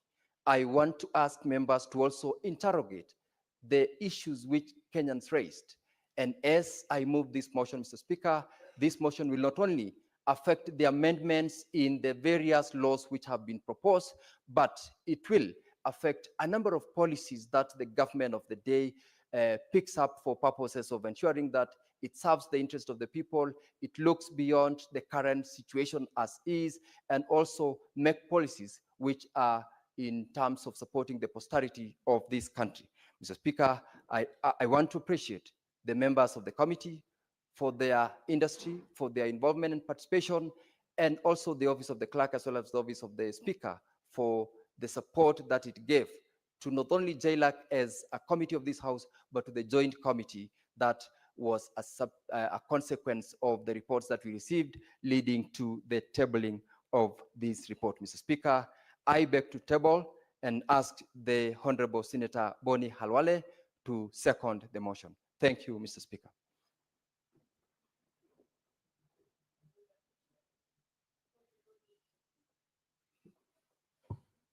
Thank you, Mr. Speaker. Mr. Speaker, seconding this motion to me is very significant because I believe if the recommendations of the committee that sat on the National Dialogue Committee, NADCO, were to go through, there would be momentous change in the way we practice politics, in the way we govern the country, in the way we live, Mr. Speaker. I therefore want to strongly support and highlight just a few reasons why I think this is important. Mr. Speaker, I have full confidence in the membership that sat on NADCO and also the JAILA committee in the National Assembly and in this House, Mr. Speaker, and therefore would remain in total agreement with most, if not all, the recommendations contained therein. Mr. Speaker, I say so. Senator Fatuma, you may want to consult in a low tone so that you don't disrupt the thinking and flow of thoughts of Senator Boni. Proceed. Thank you, Mr. Speaker. Mr. Speaker, I say so with a degree of pride that the original bipartisan committee that gave birth to NADCO, I was actually a member on that particular committee. And Mr. Speaker, I see a few things that stand out.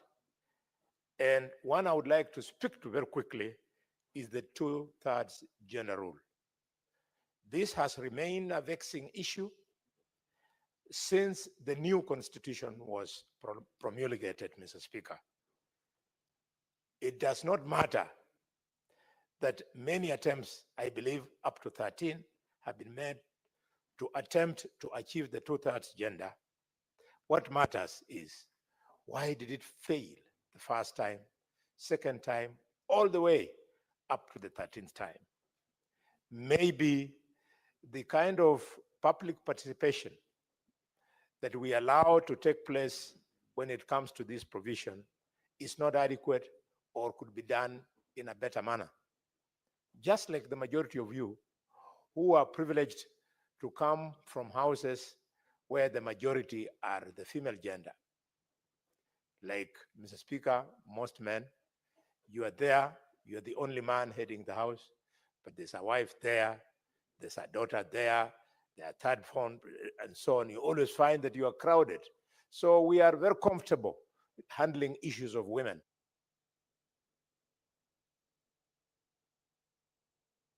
And we love them, Mr. Speaker. Mr. Speaker, we'll give it to them. But I want to challenge not the women folk, but the people who will benefit from the 2/3 gender rule. I would like them to allow us also to democratize the process of identifying beneficiaries.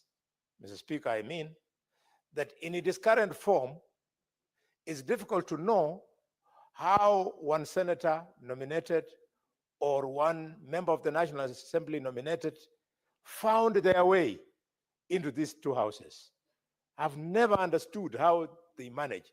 I was trying to have a small discussion with my young senator, Zena, on how they did, and she told me, go away. So I'm still waiting, Mr. Speaker, for the privilege of hearing from her how she made it. It is so difficult. I therefore propose that under the new structure, women who get nominated should not be nominated by political parties. they should be allowed to undergo a process of election that the voters shall be only women. Women of Kenya, if we have got 16 slots of senators to vote, then those names should be presented to the public, and then those 16 names should be voted for.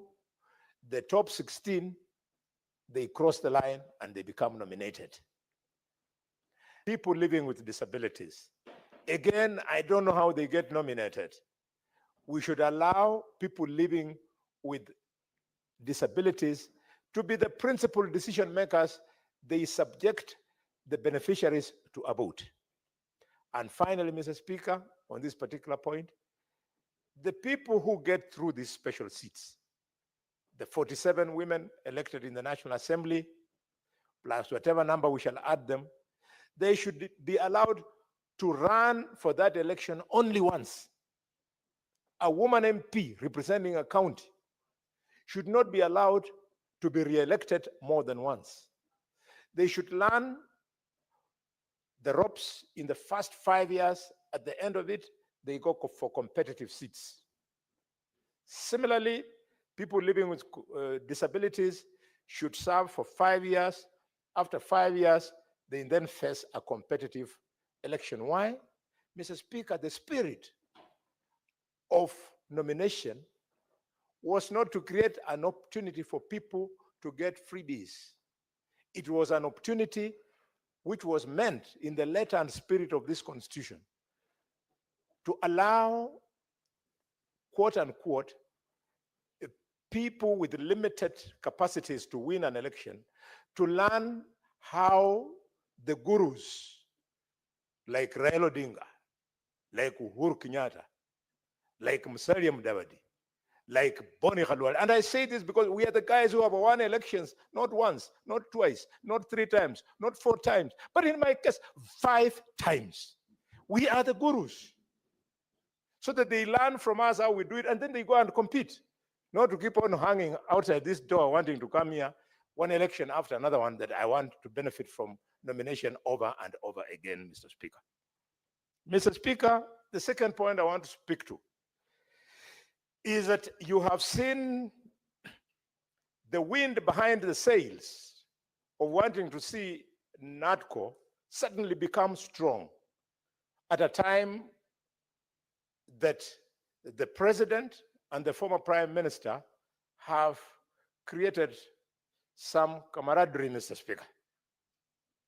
I am hoping that this newfound interest in making sure that NADCO goes through is not for purposes of serving the broad-based government.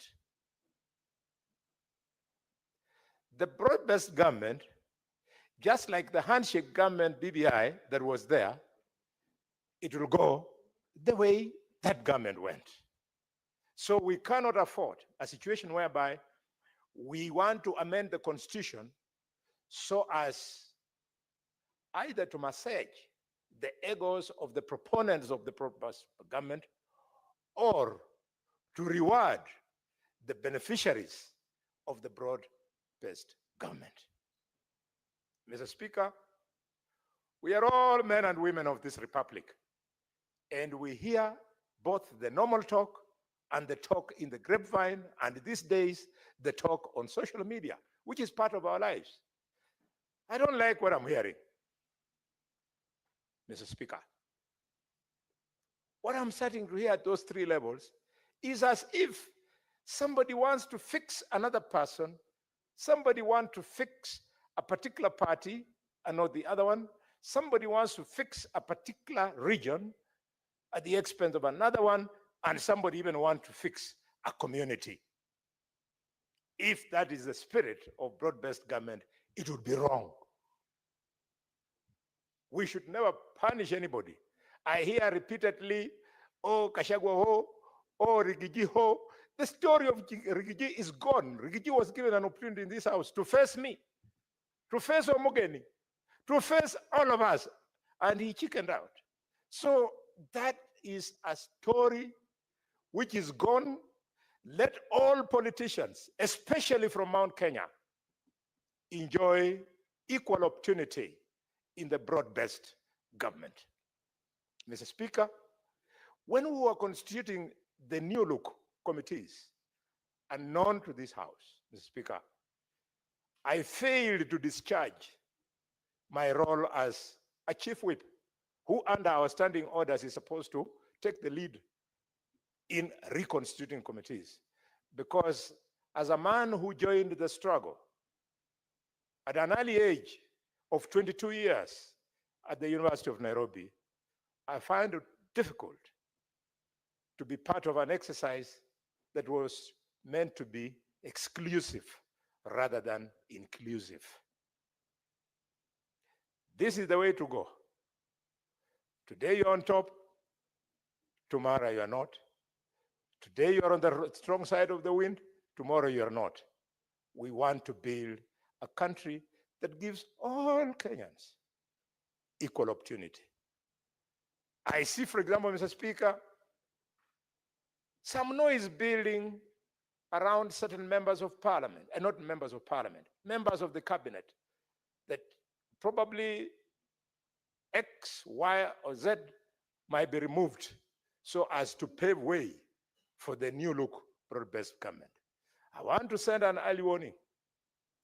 This will be wrong. Whoever is starting to raise issues on Dr. Deborah Mulongo Barasa, if you think that is the way to fix the broad-based government, you should know that also Mulongo, who did not, by the way, apply for that job, she was very busy in her medical practice.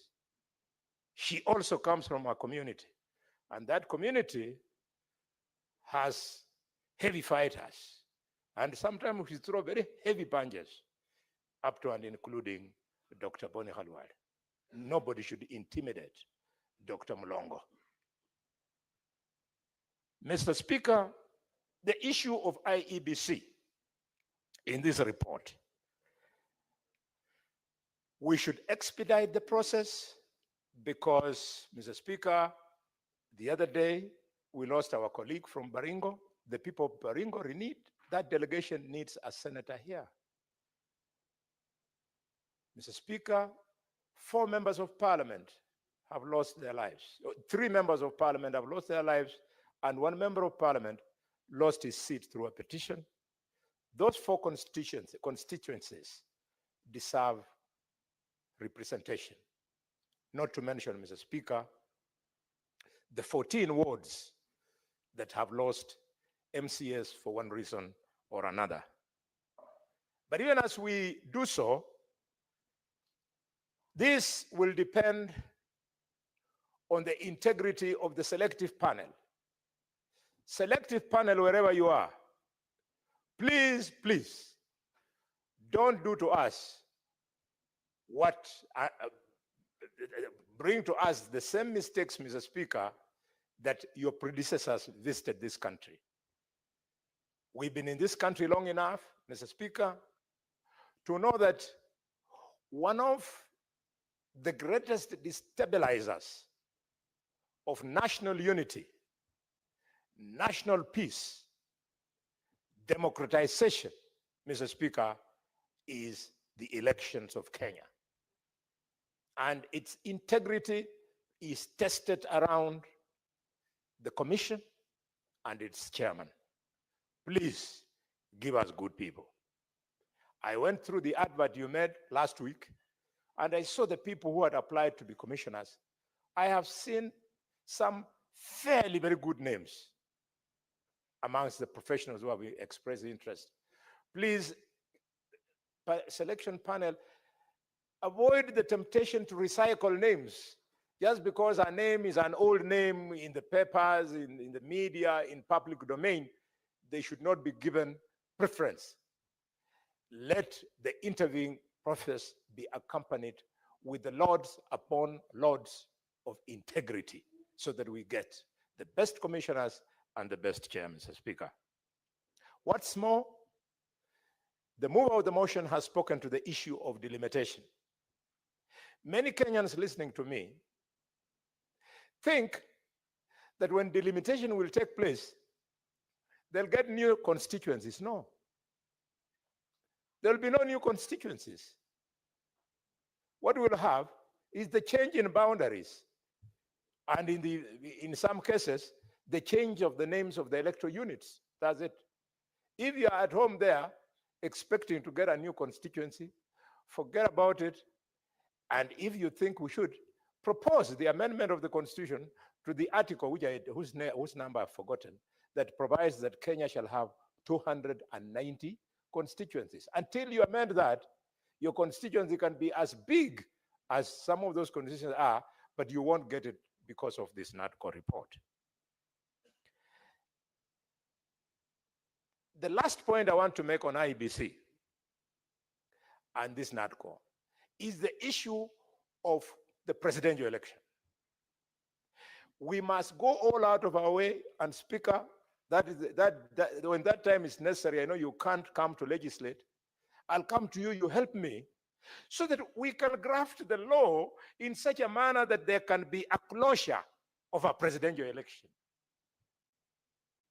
After we voted, Mr. Speaker, in 1992, there was no closure until people jostled, and that before we could know it, there was something called cooperation, because there was no closure of the presidential election.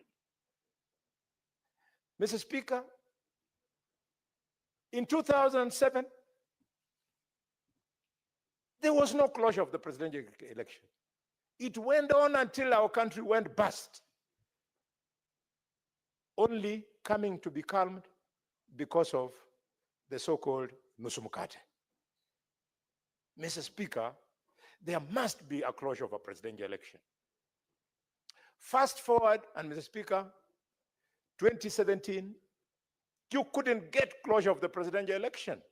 It went on, a lot of noise, loss of lives, destruction of properties, until some Mongorel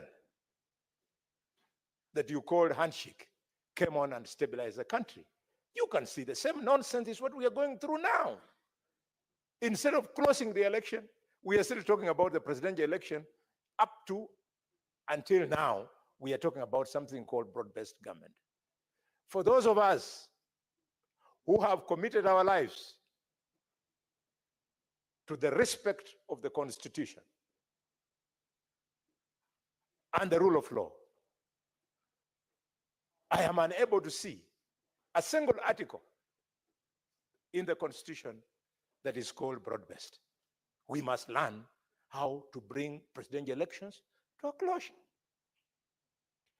Mr. Speaker, I would like to speak to special funds.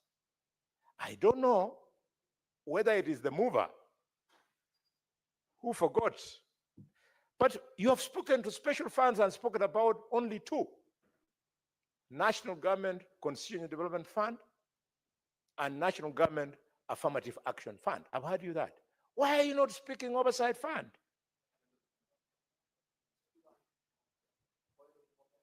Yes, I would like him to inform me. Proceed to inform the Honorable Senator, Senator Sige. Thank you, Mr. Speaker. I wish to inform in the affirmative the Honorable Senator Boni Halwale that the third special fund that was considered in the NADCO report is indeed the Senate Oversight Fund. It could have been an oversight on my part as I moved the motion that I left out. Thank you. Mr. Speaker, I appreciate that confirmation.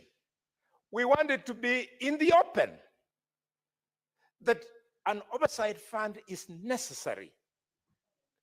In the last few months that, Mr. Speaker, I've been allowed access to oversight funds, I can see the returns. I can even see the number of vehicles that used to be in the governor's entourage. The number of times the siren used to wake up sleeping villages when the governor was coming from drinking alcohol in the night, going home. You hear dogs barking, and because dogs have got a higher sense of hearing than us, they have picked the siren from a distance. Now that has gone down. I have heard, because of oversight funds, for the first time, are saying, senators, please bring us money quickly. In an event, example, the oversight fund in the hands of the affirmative action by the woman MP, we don't see it. The only thing we hear is that the millions, 140 million shillings plus per year, is used for buying parts. Are parts that expensive? If they were that expensive, really, that the millions of shillings are swallowed by the expenditure of parts? I think you guys call it in good English, sanitary tiles. My daughter is seated there at the desk, at the clerks at the desk. The ones who normally teaches me good English. It can't, it's a lie. So we need to audit these people. I saw Gladys Wanga when she was woman MP. She put up markets. But others go around in Kakamega telling people, I have bought umbrellas. An umbrella, really, of 150 shillings? And that is what you have to show for your affirmative action. Mr. Speaker, we can do better. The final point that I like to make in my submission, as I second this, is on constitutional amendments. Senator Mugeni, you must help us. We don't want another BBI2 in the name of NADCO. If we are amending the constitution, let us ban the midnight oil. We do things the proper way. What is supposed to go for a referendum, let the people decide. If there is a clause, Senator Mugeni, I came to learn during the fight against BBI that you have certain aspects of the constitution which you cannot amend. The lawyers taught me at that time that you call them the essential clauses. We want this debate to start now so that we don't waste time in courts fighting NADCO in the name of BBI 2. Up to now, when we shall come to vote, I am one of the people who will vote against expansion of the executive.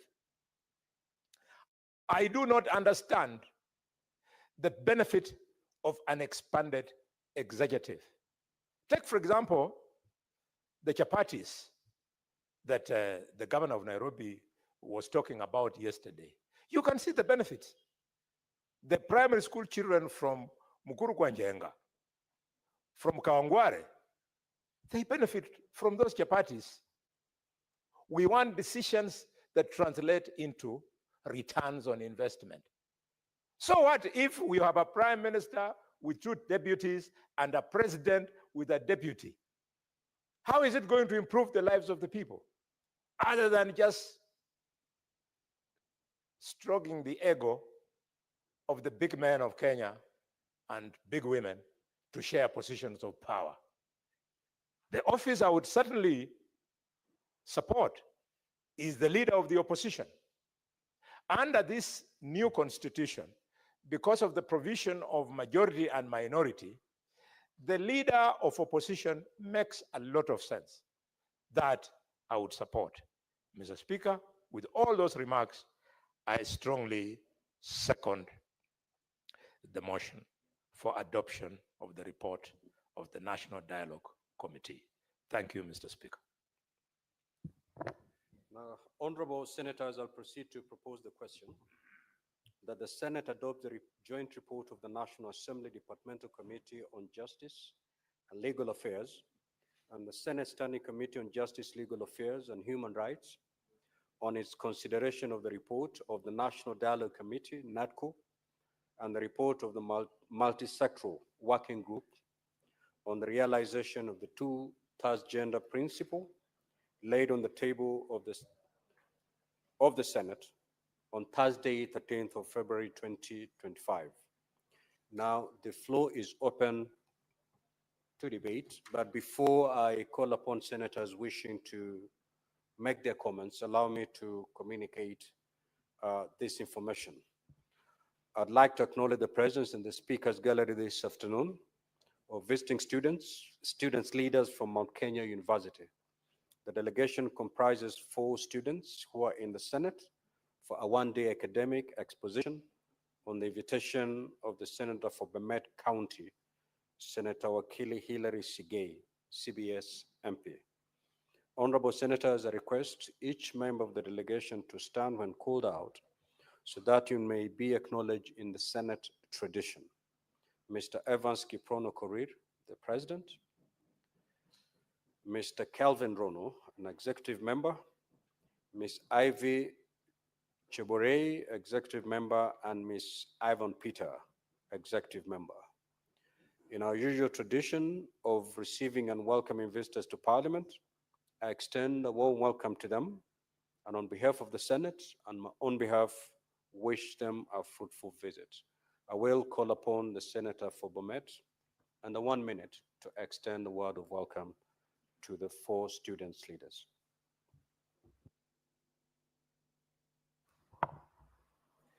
Once again, Mr. Speaker, I want to thank you for giving me the opportunity to welcome the visiting young leaders who have taken their time to come and appreciate what goes on in this particular house.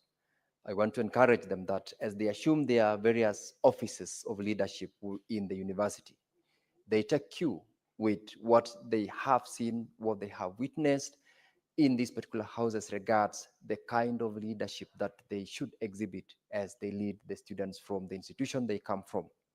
I am encouraged by the fact that they took upon themselves the responsibility to also, at a very early age, take leadership as a very important part and parcel of their growth in the institutions.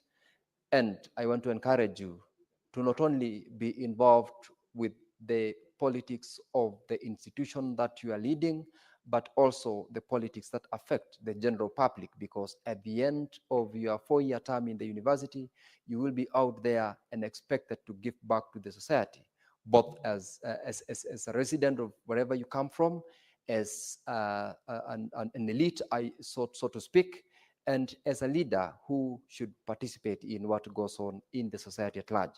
Once again, welcome to the Senate, and I hope you will take home what you didn't have as you came into this house in this afternoon. Thank you, Mr. Speaker. Senator Mogene.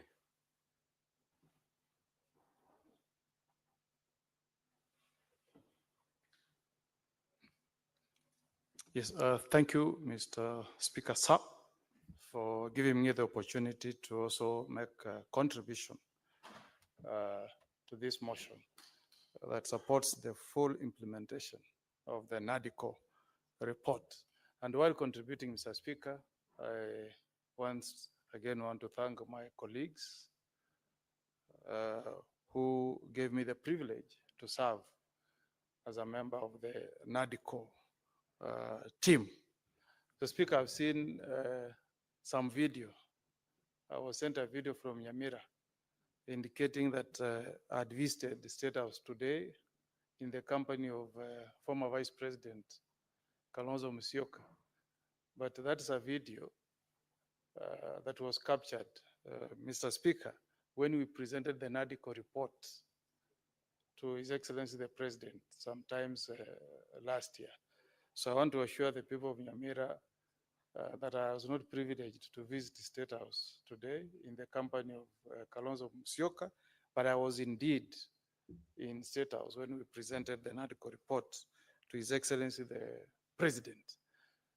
Two, Mr. Speaker, if you permit me, I wanted to inform my good friend Senator Alwale that the comment you have made, that there are clauses in our constitution that cannot be amended, is not true.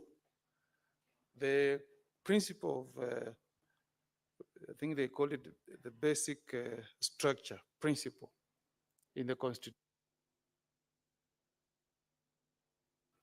Okay, is a principle that was developed in 1973 by the Supreme Court of India, when the Supreme Court made a finding to the effect that in view of the provisions of Article 368 of the Indian Constitution, there are clauses in the Indian Constitution that cannot be amended by Parliament because they form the basic structure of the democracy of the great democracy I mean, the great Republic of India, including you cannot bring an amendment to interfere with the concept of rule of law.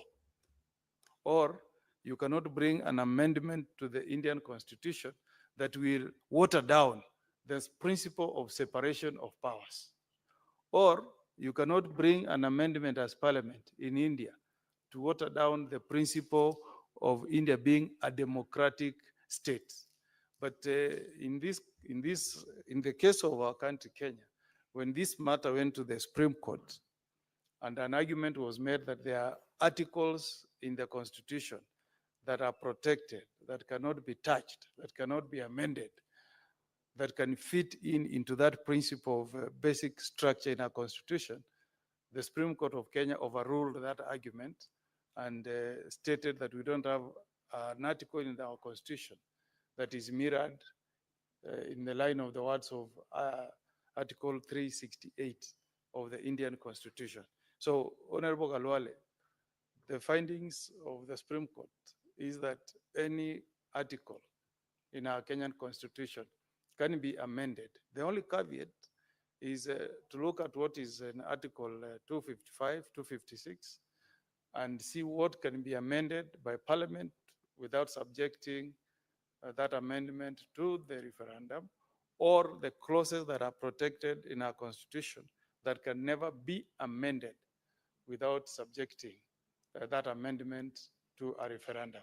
So those clauses are protected and they cannot have any effect of law unless they go through the referendum. Mr. Speaker, sir.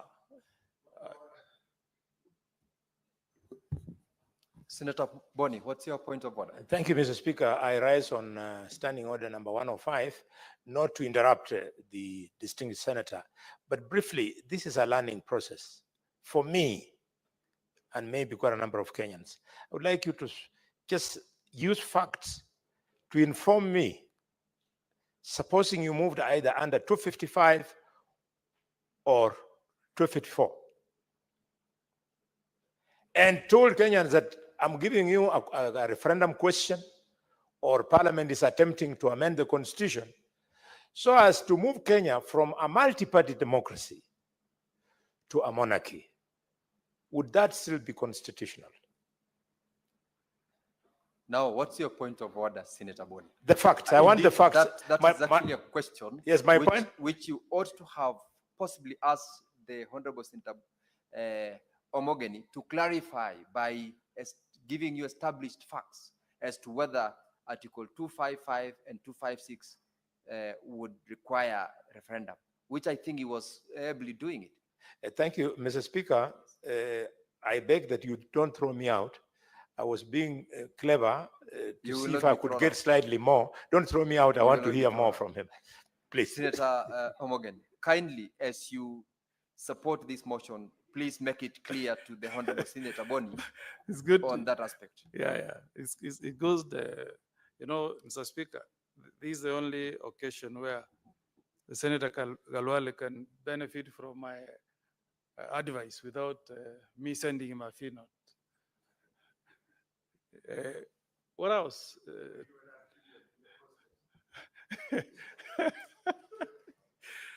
Now, first, you know, there are two ways that amendments can be made on our 2010 Constitution. If you move any amendment that touches on the protected clauses in Article 255, then you must have a referendum for the people of Kenya to affirm or reject that amendment. Mr. Speaker, if you permit me, I can read. A proposed amendment to this Constitution shall be enacted in accordance with Article 256 or 257 and approved in accordance with Clause 2 by a referendum, okay, if the amendment relates to any of the following matters. One, the supremacy of this constitution. 2, the territory of Kenya. 3, the sovereignty of the people. D, the national values and principles of governance referred to in Article 10, Sub-Article 2A to D. 5, the Bill of Rights. 6, the term of office of the president. 7, the independence of the judiciary and the commissions and independent offices to which Chapter 15 applies. The function of Parliament, the objects, principles, and the structure of devolved governments, or the provisions of Chapter 255. So I think what we need to make clear to Senator Halwale is that in India, what is in Article 368 of the Indian Constitution, at least going by the Supreme Court's ruling of in the Supreme Court of India in 1973, in their constitution, you cannot do any amendments touching on maybe clause 25A on the supremacy of the constitution. But I think the findings of the Supreme Court is that the only protection that Kenyans have been given is to protect certain articles to be amended only subject to a referendum, whereof you must get the approval of Kenyans. And Mr. Speaker, you know, constitutions are written in a language that suits the inhabitants of a country, or going by the history of that country. Mr. Speaker, if you go to Australia, in the entire constitution of Australia, you cannot amend any clause of their constitution without subjecting that particular amendment to a referendum. And the people of Australia do it day in, day out. Last year, they had a referendum. Mr. Speaker, Australia had a referendum. If you visited that country, you not even notice that there is a referendum ongoing. I don't know why in this country we politicize everything. Like when people hear that in NADCO, there are amendments, proposed amendments that will require a referendum, people think about politics. So this side will be defeated by the other one. People will make a political capital. Let's make our people to understand that that provision was put there to uplift the clause on the sovereignty of the people of Kenya. What we are simply saying is that because we have stated in this constitution that our people, the people of Kenya, are sovereign, then to amend certain articles in this constitution, you must get the approval of the sovereign. And the sovereign in this case are the people of Kenya. Why do we fear referendum, Mr. Speaker? We shouldn't. Mr. Speaker, we shouldn't. In other jurisdictions like Australia, you need the approval of state parliaments before you can effect an amendment.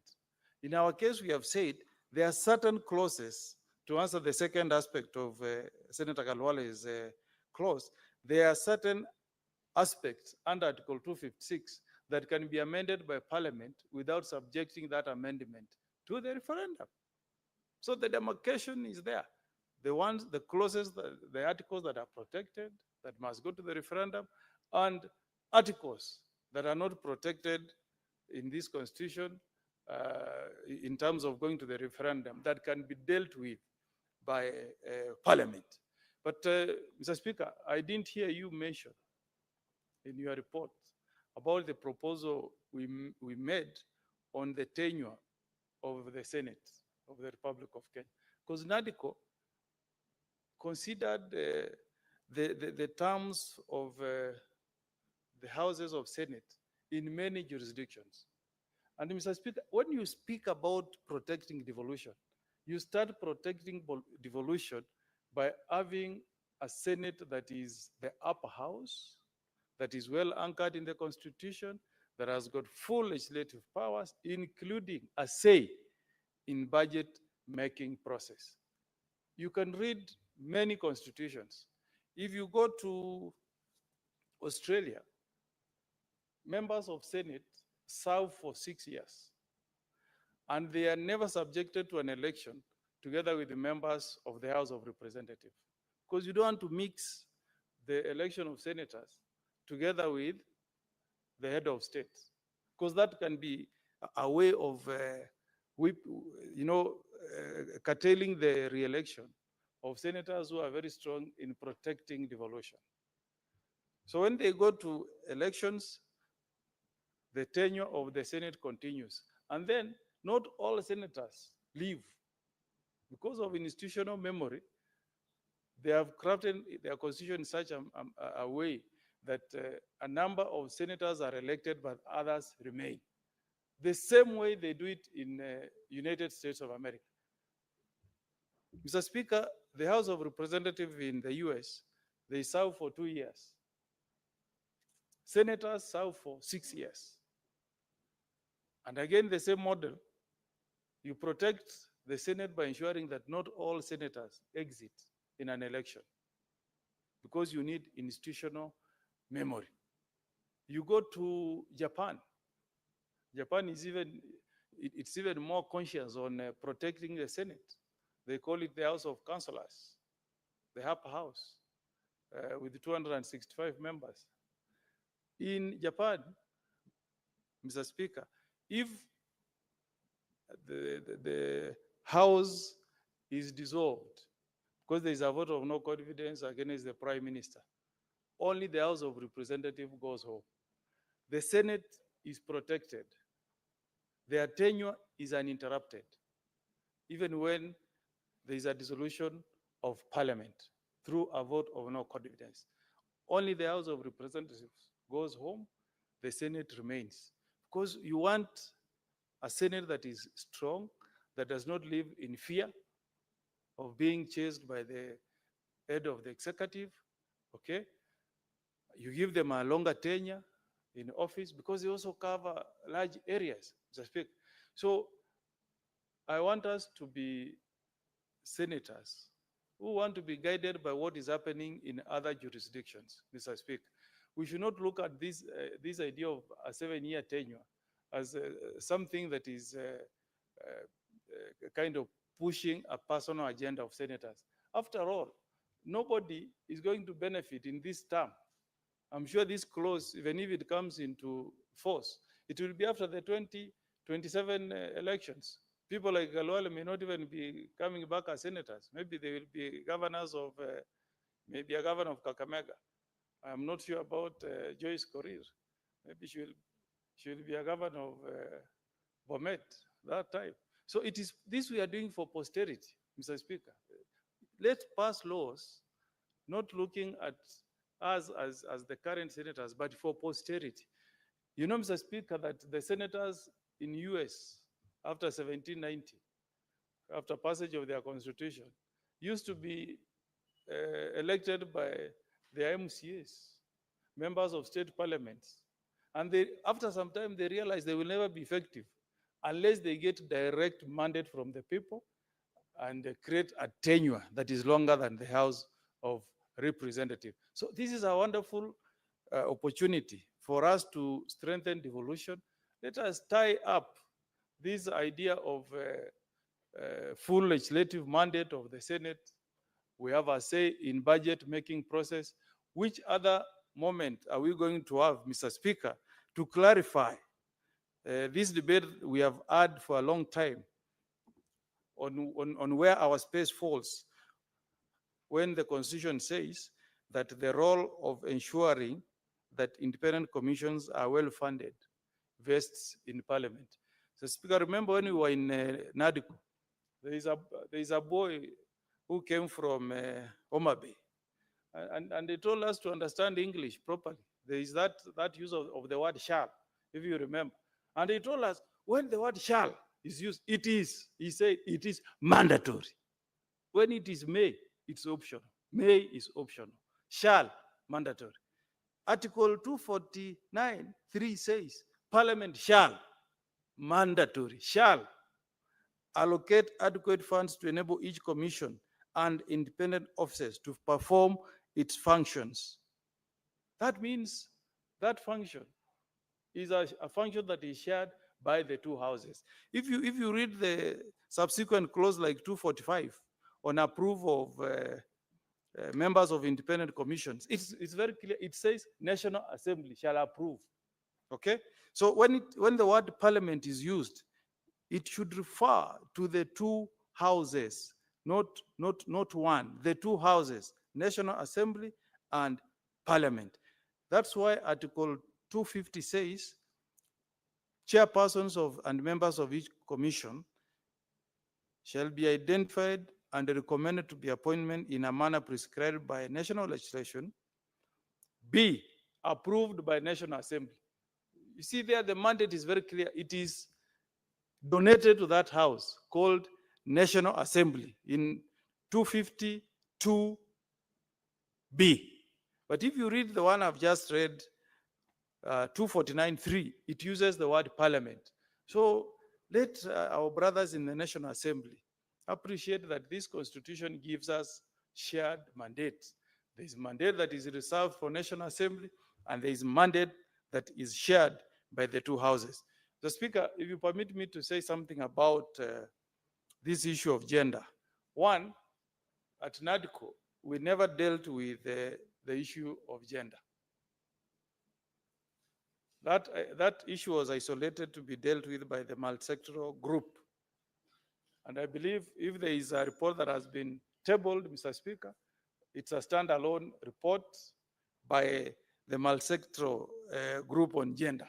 But I agree with you, Senator Halwale, about the idea of electing nominated members of parliament. If you go to our neighboring country, Mr. Speaker, Uganda, even people representing people with disability, they are subjected to an election. Senator Okongo, you have got under 1 minute. Okay, I'll sum up.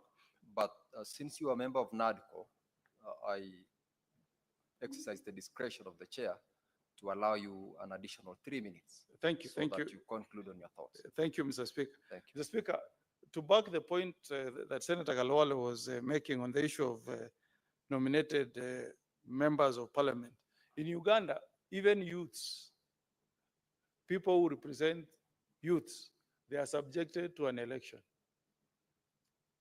People who represent workers are elected.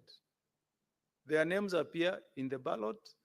They are subjected to a competitive election, and only those who garner the majority votes find their way to parliament. So I agree fully, Mr. Speaker, that now that we have this opportunity, let us look into all these matters much more deeply and not in a cosmetic manner, so that we provide an amendment that will allow competition within that special group of people, and we also make it to be a merit-based process. Let the ones who attract the highest number of votes be the ones getting elected. We can think around how we distribute the seats, how we put their names in the ballot, but I agree fully that there should be an election. Finally, if we're introducing these funds to the Constitution, Mr. Speaker, there is even a need for us to be more careful, because we must also look at issues of one being conflicted. We have debated the conflict of interest bill, Mr. Speaker, in this House. It went to mediation, it has come back to us, Mr. Speaker. If our brothers in the National Assembly want to continue participating in issues of CDF and override the rulings from the Supreme Court, then we must see a way of putting in accountability mechanisms, Mr. Speaker, and answering the serious questions that the Supreme Court has raised in its judgment, which is, Mr. Speaker, a clear manifestation of a conflict in budget-making process. Because, Mr. Speaker, you cannot allow me to budget for myself, okay, without having a house that is checking on how fair you are, okay, and also ensuring, Mr. Speaker, that you don't allocate resources in a manner that you also endanger other sectors.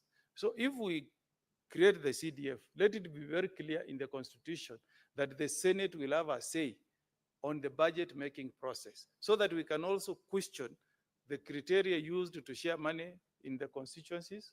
We look at the fairness, and we also protect these independent commissions and other offices and other ministries, Mr. Speaker, because that role, if you read Article 249, 249(1)(b), has been assigned to us as senators, not B, 249(3), Mr. Speaker. So let us take this opportunity to amend this constitution for posterity, not for self-serving purposes.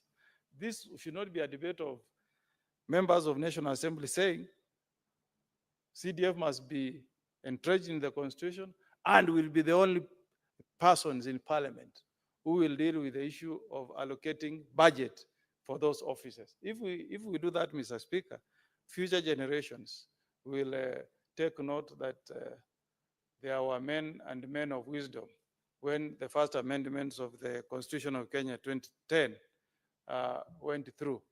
And finally, we should not fear amending the Constitution.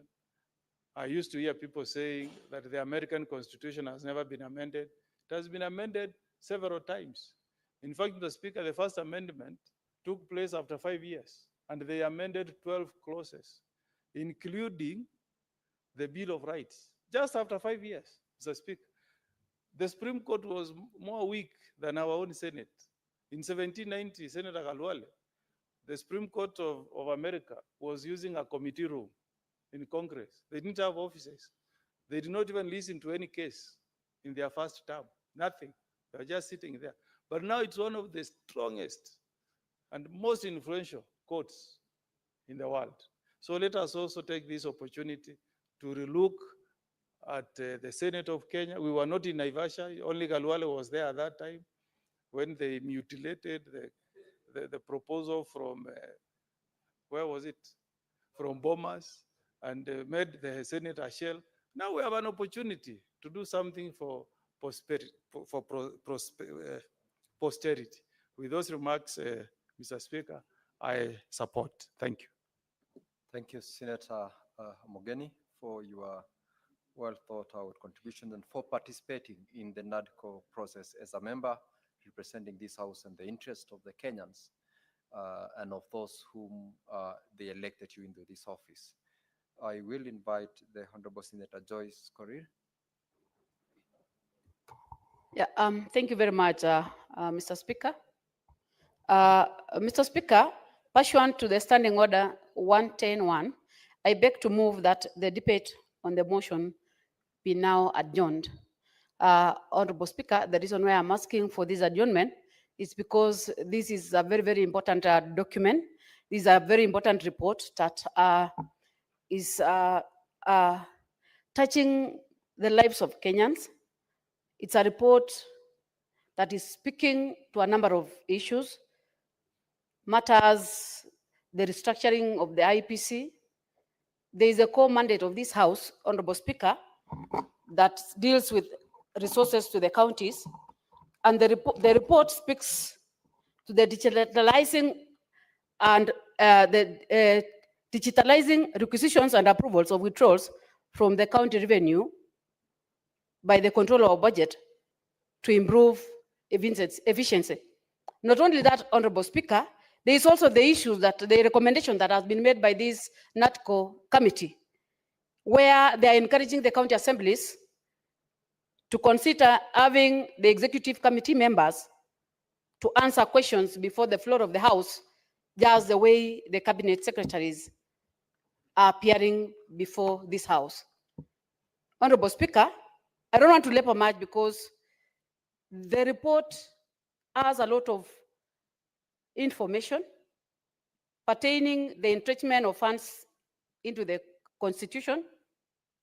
And Honorable Speaker, there is also the issues of establishing or entrenchment of state offices. That is the office of the official leader of opposition.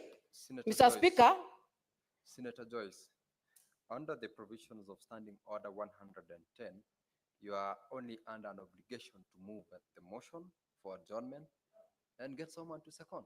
thank you, Honorable Speaker. Honorable Speaker, I therefore, Honorable Speaker, request Honorable Halwale to second this motion of adjournment to give room to the Honorable Senators of this House to be able to debate on this document. Senator Boni Halwale.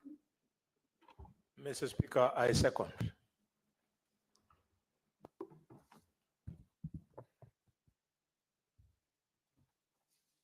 Honorable Senators, I now put the question that the debate on this motion be now adjourned pursuant to the provisions of Standing Order 110. Will as many as of that opinion say aye? Will as many as of a contrary opinion say nay? The ayes have it. The motion is therefore adjourned to the next sitting of this House, or subject to the administrative procedures of the House. Honorable members. Just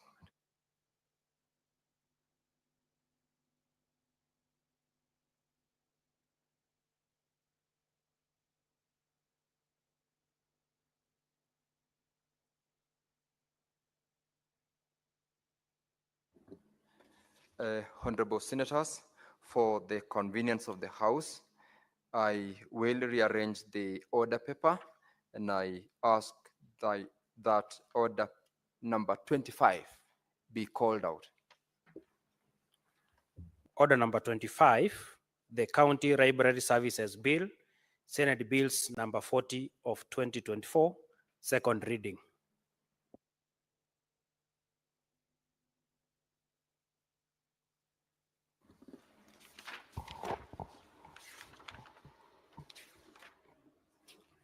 Senator Joyce, please proceed to move. Thank you very much, Honorable Speaker,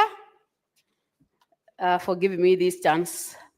Honorable Speaker, Mr. Speaker, I beg to move that the County Libraries Bill 2024 be now read a second time. Mr. Speaker, sir, Article 43 of the Constitution of Kenya provides for the right to education. The principal law of this bill is to promote the establishment and use of libraries in the counties so as to facilitate access to information, improve education standards, and reduce level of illiteracy in the counties.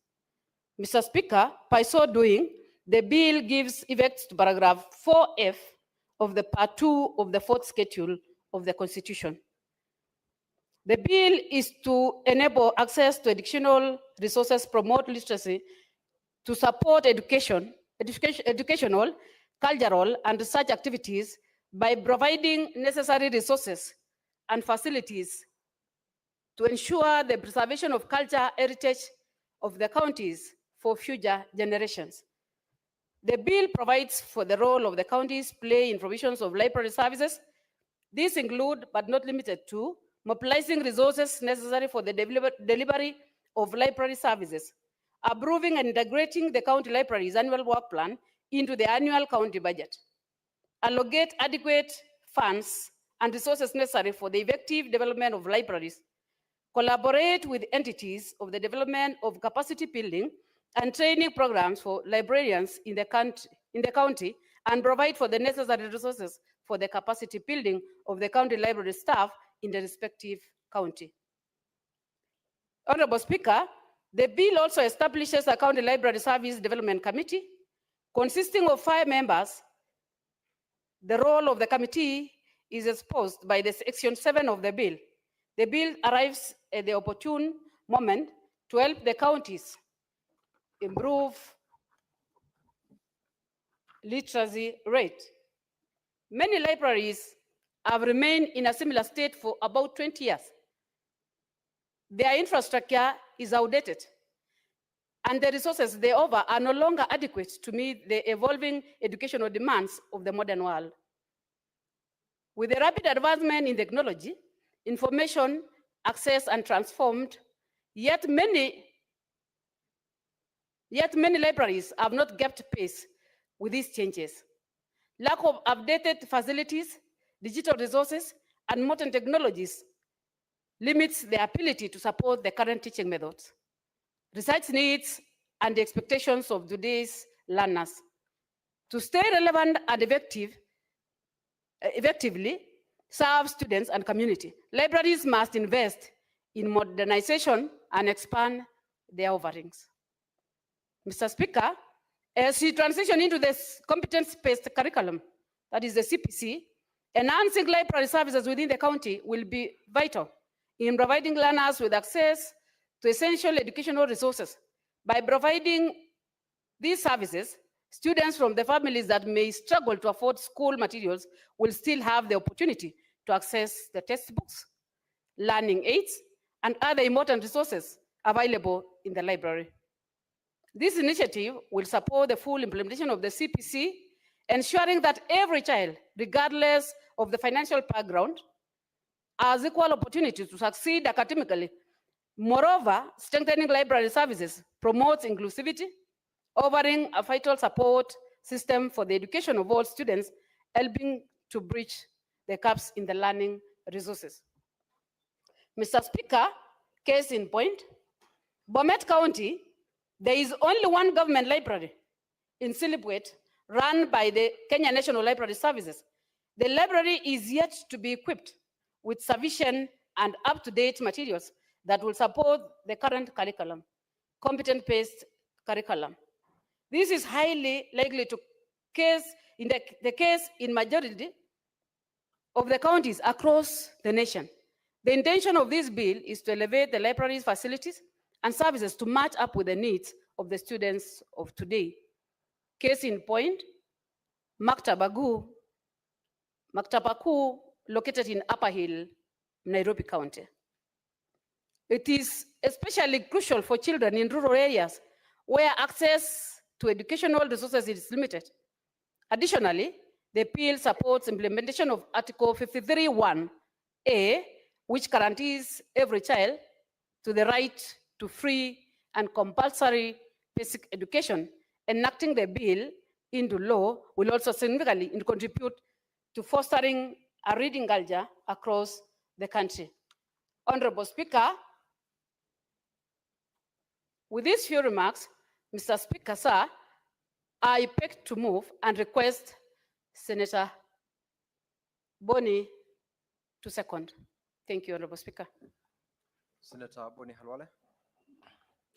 Mr. Speaker, allow me to thank the senator from Bomet, albeit nominated, for allowing me to second this very important bill that has huge implications on the success of learning in this Kenya of ours. Mr. Speaker, that the bill attempts to establish a library in every county need not be overemphasized on its importance. But we must hasten to add that establishing a library in each county is a good thing. But with the will of time, it must yield to a better thing, i.e., taking those libraries down from the county's headquarters to the sub-county headquarters, to the village ward at headquarters, and eventually in every primary school. Mr. Speaker, I say this with a lot of respect. Take the examples of Kakamega and County and Turkana County. If the library headquarters is in Lodwar, it serves no benefit to the children in Kibish in the north of Turkana County. Similarly, if the county is at the headquarters in Kakamega County, in Kakamega Town, it serves no benefit to the children at Moise Beach Primary School in Kakamega. Why? Because from Kakamega to Moise Bridge is 120 kilometers. So how will a child be able to come all the way just so as to borrow a book or read a book, Mr. Speaker. I therefore, Mr. Speaker, propose that we should add in clause 4, Madam Korir, Senator, where you are itemizing the role of county governments, we add F, that county governments should work towards establishment of mobile libraries to reach far-flung sub-counties, as I said, like in Kakamega and in Turkana, Baringo, Kilifi, and many others. Mr. Speaker, sir, having said that, it is the only clause that I spot in this bill that I would want to add value by way of further amendment. But before I conclude my contribution, allow me, Mr. Speaker, to look at the object of the act. Specifically, Mr. Speaker, where it is supposed to promote literacy in counties. Mr. Speaker, I was one of the people, especially when I was still a very young parent, very protective. I could see my wife with my support. She used to say, no, Sonny, Zinzi, you're not going to have too much TV. Those were my older children. And I truly regret that I did those things to them. I've since come to learn, Mr. Speaker, that access to a TV is very educative. I don't know, Mr. Speaker, whether my colleagues have ever spent time with your children, the older ones and the younger ones. You will find that on average, in a family of 2 children, the firstborn commands the capacity to speak over a longer period compared to the younger child. The reason being, I have come to learn, that the younger child finds a ready teacher in the elder brother, elder sister, from whom they learn all the time. When I reflected on this and I applied on the TV, I found that the TV actually is a very good substitute for an elder sibling. Look at the issue of cartoons. You as an adult, because you have no interest in a cartoon, you fail to realize how educative a cartoon series is. The children will sit following those cartoons. If one is called Tom and the other one is called Jerry, the children will tell each other, me, I'm Tom, you are Jerry. So when Tom speaks, Jerry answers, and the child starts learning how to speak. In fact, my children, I never teach them English. They speak English, and their teacher is the cartoons that play on the screen. So, Mr. Speaker, to hell with those parents who think that TV can deny a child progression to better comprehension of the learning process. Finally, on that issue, Mr. Speaker, you'll remember that yesterday we were debating the important bill on national heritage and museums.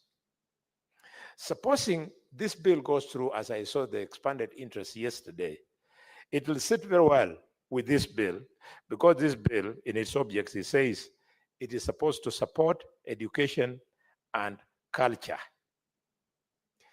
Culture was the backbone of the bill of yesterday, and therefore this particular bill augments the legislative process that is contained in establishment of museum.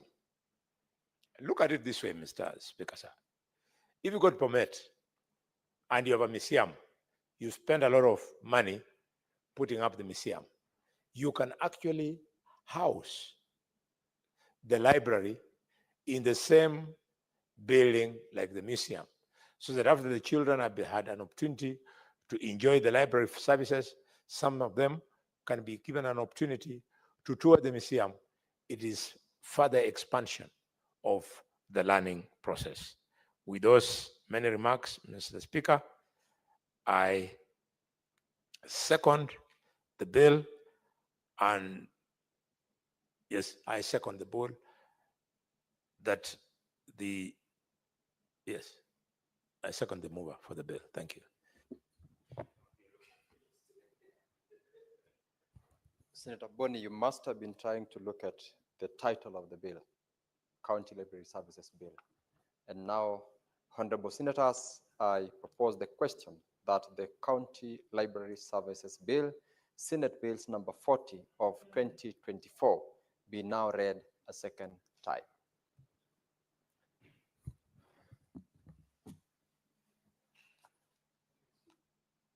I am seeing honorable senators from my dashboard. The Honorable Senator Olekina requesting to be given the opportunity to contribute, and is not in the House. I believe this must be the Honorable Senator Kongo Morgan, but have taken the seat of the minority leader. And that being you, then I will give you the first opportunity to contribute to this particular bill. Thank you, Mr. Speaker. Certainly, Mr. Speaker, Senator Olekina is not here. Maybe there's a technical hitch with the screen. I first want to begin by thanking Senator Joyce Chepkoech Korir, the sponsor of the County Library Services Bill 2024. And from the onset, say it's a good initiative that calls for the support of all of us. Mr. Speaker, I recall that in the 80s, because we were not so privileged to buy all the books that we needed in our studies, we used to benefit from libraries. Not all schools had libraries, but some of us were lucky to have gone to schools that had libraries, and we benefited immensely from those facilities. But I know there are also a few towns that had libraries. I was privileged to go to Mombasa in my last term in high school before I did my exams. And in Mombasa, I benefited immensely from the library in Mombasa, because you could get books that ordinarily one was not able to purchase, because it was not possible to have all the textbooks.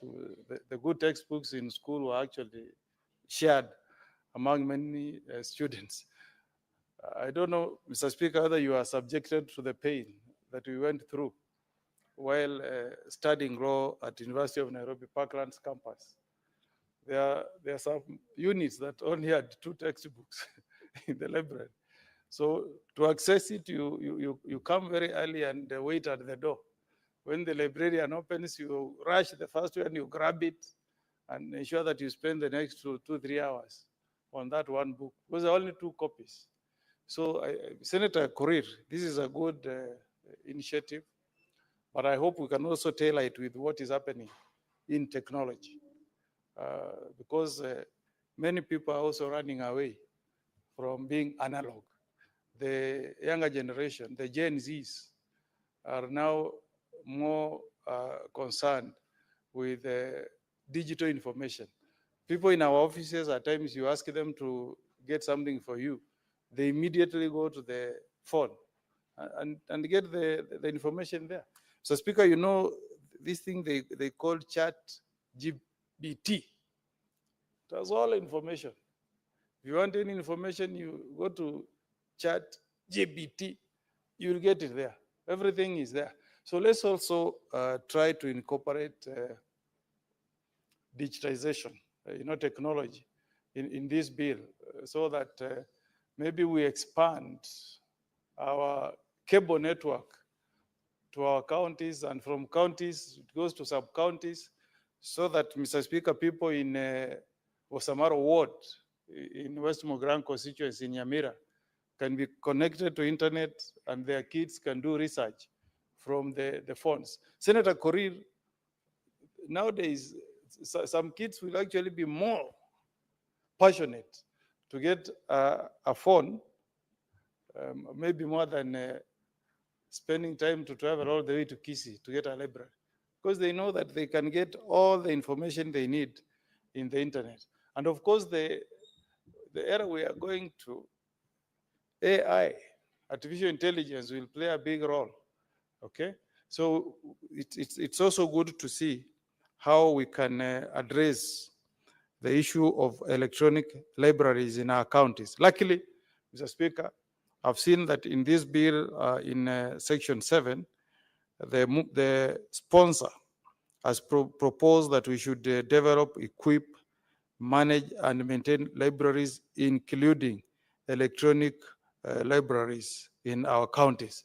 I will lay a lot of emphasis on this one if we need to connect with the Gen Zs.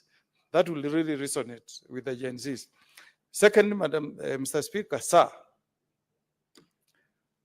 I've had a problem in my counties with this idea of setting boards. So many boards. And the moment you set up a board, Mr. Speaker, ordinarily there will be a budgetary requirement. Okay? And look at the resources we send to our counties. We are already strained from the very meager resources that we send to our counties. So I don't know whether there is any meaningful purpose being served, Mr. Speaker, in creating the board that is in section 2. And then, Mr. Speaker, remember, we are just giving opportunities to our governors to select their friends or their supporters to serve in this board. Because if you read section 5, it says that the board shall consist of the CEC member responsible for libraries, 2 persons who shall be distinguished academicians appointed by the county governor. Okay, Senator Korir, you are proposing that 2 other persons who have demonstrated knowledge in library, again appointed by county governor. I mean, Mr. Speaker, why should we allow governor to take the bragging rights of appointing all these board members? We have the County Public Service Board. Or if you want these appointments to be political, then we should have a board, not even a board, a selection panel consisting of all elected leaders, Mr. Speaker, because we want people being elected to serve impartially, okay, without looking at it like it's a political favor. So I wish you can look clause 5, Senator Korir through Speaker, so that we don't give all powers of appointing to the governor. Think about County Public Service Board through a competitive process where applicants are invited, or you create a selection panel like the one of IBC that steps in, does the appointment, and goes. And you can be innovative.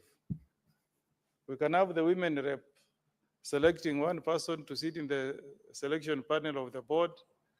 You can have the office of senator sending 1 person to sit in the selection panel.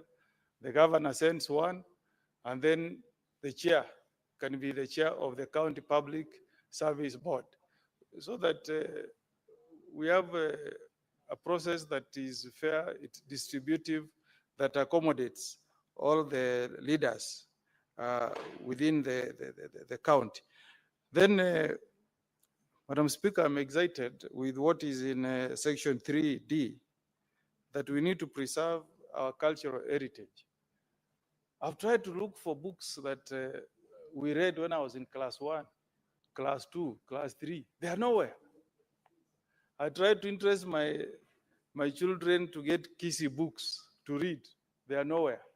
Madam Speaker, if not for anything else, I support this bill if it can be a basis of us preserving our heritage. I don't know, Senator Kalwale, whether in Kakamega you have those Luya books that were used in class 1, class 2, class 3. They are nowhere, Mr. Speaker.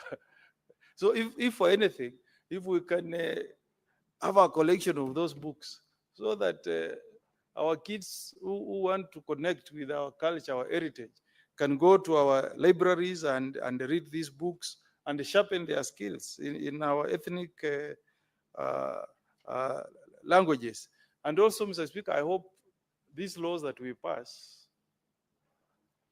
the laws that we pass, Mr. Speaker, can be implemented in a manner that our people benefit. Mr. Speaker, we have had a long debate in this House on the health laws that we passed. But if we were to be sincere, Mr. Speaker, our people are suffering because of these health laws, SHA, Mr. Speaker. I have cases in my county, Mr. Speaker, and I can table, I have that evidence with me, where people go to hospital, they incur a bill of up to 287,000. And then they are told, SHA, or SHE, Social Health Authority, or Social Health Insurance, will only cover 23,000. I mean, it's worse than NHIF, Mr. Speaker. And we must be sympathetic to our people. We know the people we represent here, Mr. Speaker. We were told that the moment those laws will start being implemented, we will not be called to contribute for people who have been taken to hospitals and they are unable to pay bills. But even as I speak today, Mr. Speaker, I have a text message forwarding a statement from a hospital of a Kenyan who is unable to get value from the SHE card. They go to hospital and they are told you are not the SHE card is not acceptable in certain facilities. Mr. Speaker, faith-based hospitals. In Bomet, you have Tenwek. It's one of the best. I don't think there is any county hospital that can compete with the Tenwek Hospital. But do you know, Mr. Speaker, that many patients are being turned away from Tenwek Hospital?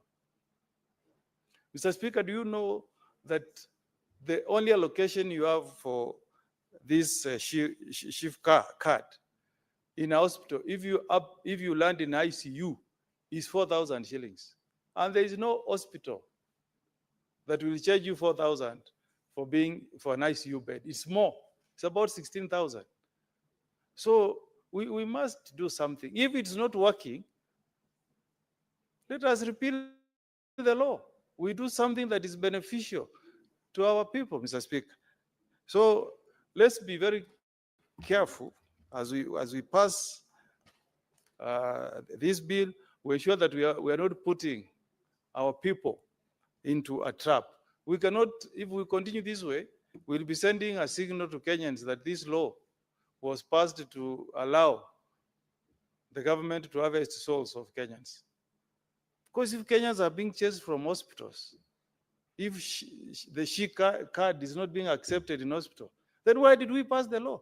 Did we pass it so that as many Kenyans as possible can die? I mean, we have to be sincere, Mr. Speaker. We are the people's representative in this house, Mr. Speaker. Nobody can speak for all the residents of the county of Bomet, or the county of Laikipia, or the county of Kakamega, or the county of Nyamira, Mr. Speaker.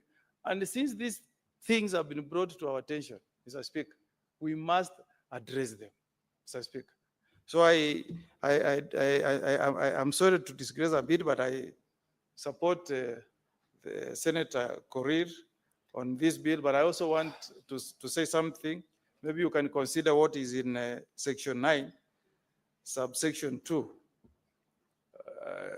I'm not seeing clarity there, Mr. Speaker. The section says that before the removal of a member under subsection 1F, the county governor shall request the committee to give a statement. Mr. Speaker, instead of saying that the committee will give a statement, I think what we should say is, before removing a member, there should be a fair hearing process of their removal, so that they are given notice of intention to remove them, they are given a fair hearing, and then a decision is made. But let's not have that statement that is fairly ambiguous, that says that the governor will just request for a statement. What kind of statement? He should actually ask for minutes confirming that due process has been invoked, that these people were given a fair hearing before they were removed from office. Other than that, Mr. Speaker, I think this is a good bill, very progressive, beneficial to our children, as long as we incorporate issues of making it more digital and not analog. Because we are making this bill, we have proposed this bill to be enacted into law to benefit our Gen Z who are more digital than analog. With those many remarks, Mr. Speaker, I support. Thank you, Senator Mogeni. The chair had to restrain himself when you digressed, especially you being a seasoned member of this House, with regard to the relevance of your contributions pursuant to the provisions of Standing Order 120. But nonetheless, you noted, and in future, you used to. It's all right, it's okay. The chair is yet to allow you to speak. Secondly, I wanted to inform you that being an alumni of the University of Nairobi, I equally experienced the experience that you had with regards to the availability of research books, and those are the very critical books to specific areas of interest where we had to queue for us to be able to get an opportunity to speak, to read and research on those particular books. This is one such bill that I believe will guide and avail the relevant books, not only at now county level, but cutting across in the larger Kenya. Now, I will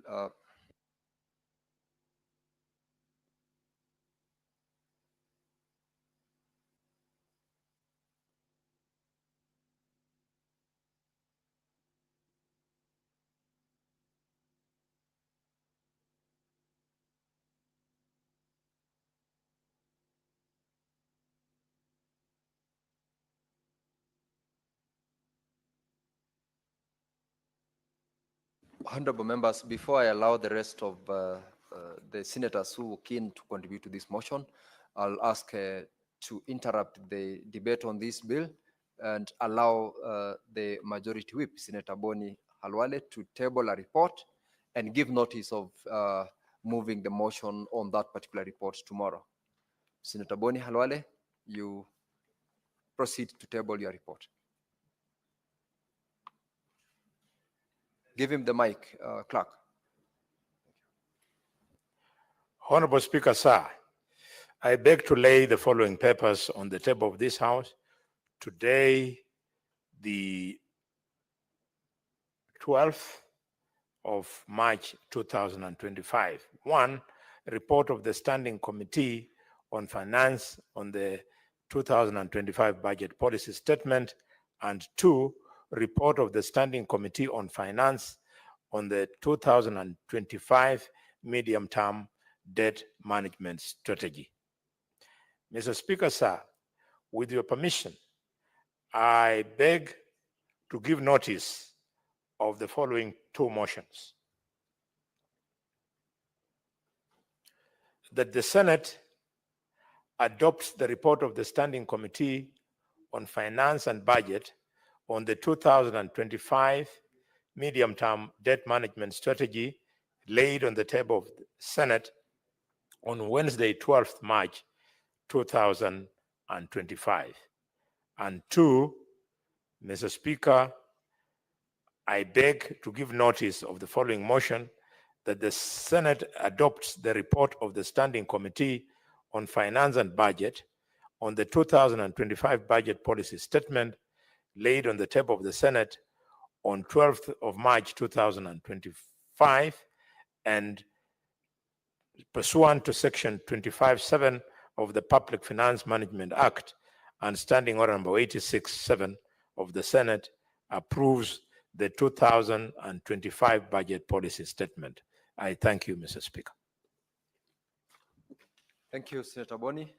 I now direct the resumption of debate on the bill by the Honorable Senator Joyce Korir. And I will call upon Senator Margaret Kamar.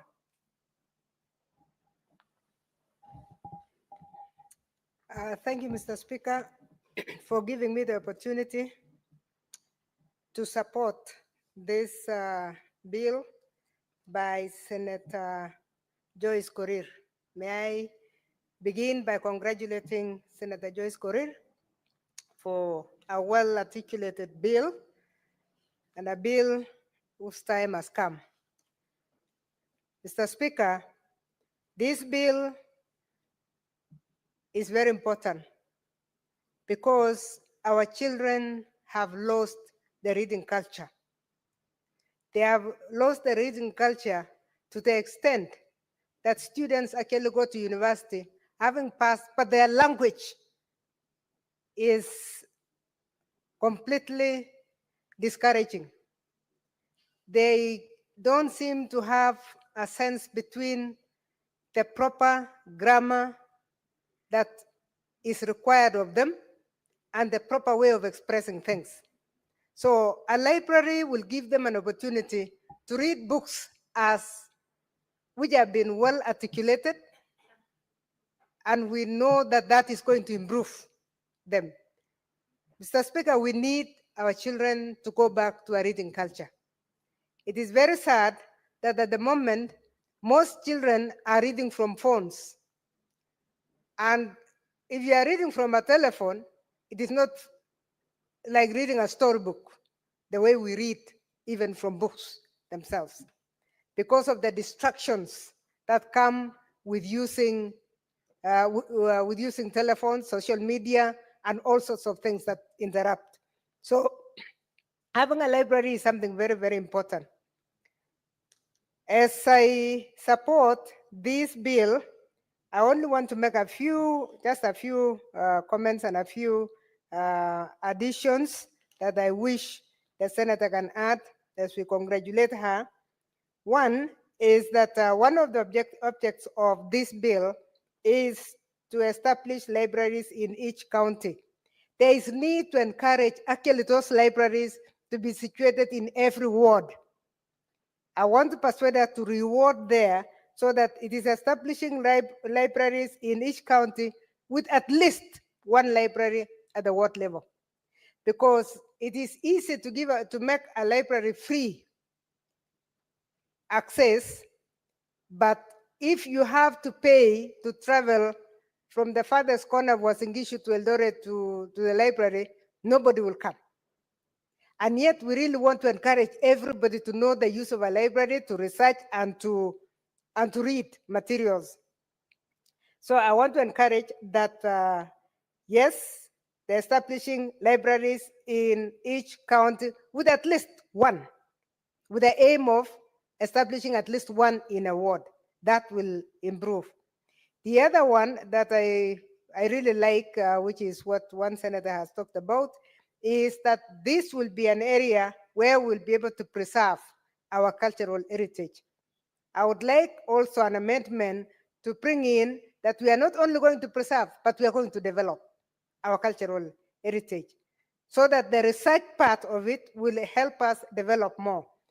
Mr. Speaker, currently, our culture has been distorted completely because we were destroyed during colonialism. We were made to believe that our cultures were a disaster, they are witchcraft. We were told that it was backwardness. So we need to redevelop, we need to reconstruct the cultures that we have. So we may go beyond preserving and actually develop our cultural heritage. Thank God that in our high schools, we have the music festivals. It has brought back the indigenous songs. It has brought back the indigenous rhymes. It has brought back the indigenous way of dressing, something that we had lost completely. We need to bring those ones back. There is one aspect that this development should also address, Mr. Speaker, which I want to suggest, that we need to develop our languages.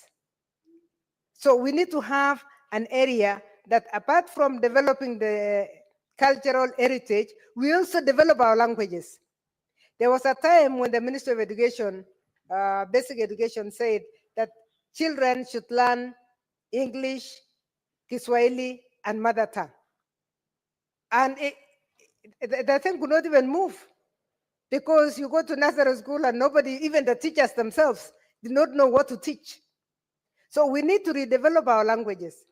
If anything, we should have dictionaries that move our language, move our languages to either English or Kiswahili, so that we are able to build. It is an heritage that we cannot afford to miss, to lose. We cannot afford to lose the different dialects that we have in this country. So this library that is going to be researching on our cultures, on our heritage, should also research on the different languages, the different dialects that we have in this country, and build them into not only into the storybooks, because they will need to research on the stories that were told during our days. But more, we need to develop dictionaries that can actually give us the meanings of most of the words. Mr. Speaker, our languages were very rich. They were not only straightforward statements that were made, but they were sayings, they were proverbs. All of them are being lost. Only documentation can bring this back. And this kind of libraries that Senator Korir is promoting can do that, because we can bring all those back. Anything that was destroyed. Mr. Speaker, I say this because I sit in the Pan-African Parliament. And this year is the African year for culture and reparations from the colonialists. Senator Kinyua, what's your point of order? Mr. Speaker, I'm cornered because I'm reading this bill, but what I am gathering from the good professor is, are we talking about library, or you're talking about museum? When you talk about culture or heritage, Mr. Speaker, because at the end of the day, if you talk about languages, I've listened to her keenly because it's a professor in the same committee of education. I've listened to her and I'm following closely. Mr. Speaker, what is the need of ICT in every word, the ICT? Because with ICT, Mr. Speaker, I can read every document. But when you talk about if it's museums, Mr. Speaker, then you can get the old encyclopedia, which are not updated, if that's the situation. Because, Mr. Speaker, I don't understand why we are talking about our heritage, our culture, when we're talking about library. And I thought with the new technology, Mr. Speaker, we can deal with this matter. Even Very you don't well, need. Senator Kinyua, you've actually made your point. What the good professor, Senator Kamar, if I also understood her very well, which I did, because I'm following the same, is the fact that having these libraries at the lowest level, where she's made a proposal to have it at the ward level, will enhance the capacity and the ability to preserve these cultures and heritage. But Professor Kamar, you've heard the point of order the Honorable Senator is saying. You could, as you conclude on your contribution, make it also to fit into the bill that we are debating. Chair, I want to refer Senator Kinyua to Article 3D, because that is where I'm referring to. 3D is to ensure preservation of cultural heritage of counties for future generation. I know 2 days ago, we actually debated about having our museums at that level at the same time. But museums will gather information that is already existing. So it is very important actually to have the interlock. I liked the way Senator Korir has brought in the same thing of preservation of culture, not in terms of preserve only what is done. And that's why I said, can we expand from preserve to develop? because a library can research, a library can inquire, which is something that sometimes museums don't. Museums want to show you what it is. But what is it that we are going to show in a country that whose culture was torn apart during colonial days? Who is going to bring that information together? You will find that the library will do more work than the museum itself. So the museum will only have artifacts that are ready. But we need to reconstruct some of our artifacts. We need to reconstruct some of our cultures because they have been distorted. So I liked that D.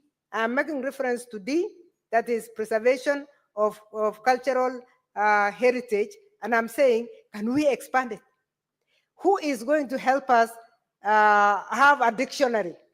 Will the museum do that? No, the museum can only give us the Kalenjin dictionary or Kalenjin books that are of the past, not of the present. So I'm looking at how this bill can be progressive, and it's already progressive because it's looking at how to cut some. So apart from preservation, let us also use these libraries to develop, to gather information, and to rebuild our cultural heritage.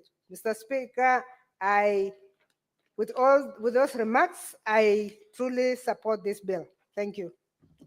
Now, Senator Kinyua. Asante Bwana Spika kwa kunipa fursa hii kuchangia mswada huu wa huduma za maktaba katika gatuzi zetu.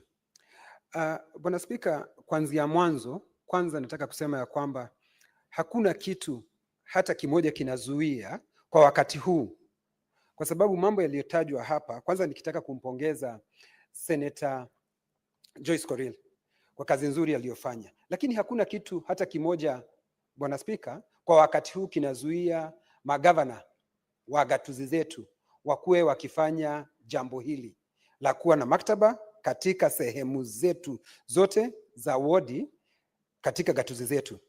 Lakini yote 9 Bwana Spika, 10 ni ya kwamba ni kweli nataka kubaliana na vile profesa alivyosema mwachamila ni mtumwa, na nikizingatia ya kwamba ukisoma katika kipengee cha 3 vile alivyosema, unaona ya kwamba tutakuwa tukihifadhi desturi na mila zetu. Bwana Spika, vile vile ukiangalia ya kwamba ukiangalia katika kipengee cha 5 kuna vile ambavyo ameeleza kinaga ubaga ya kwamba kutakuwa na ile kamati itakayokuwa ikishughulikia maktaba. Kwa hivyo hakuna ile itakuwa kiholela, mambo yatafanywa kiholela. Kuna wale ambao watapatiwa zile jukumu na kazi yao ni kufuatilia kwamba tuna maktaba katika gatuzi zetu. Na Bwana Spika, najua wengi wamesema ya kwamba vijana wetu kwa wakati huu wengi wajihusishi na mambo ya masomo. Unapata mtu ako katika simu yake ya rununu, lakini hata yale mambo anayopata katika zile simu za rununu hazina ule mambo anayosoma si mambo ambayo anaweza kudhibitishwa.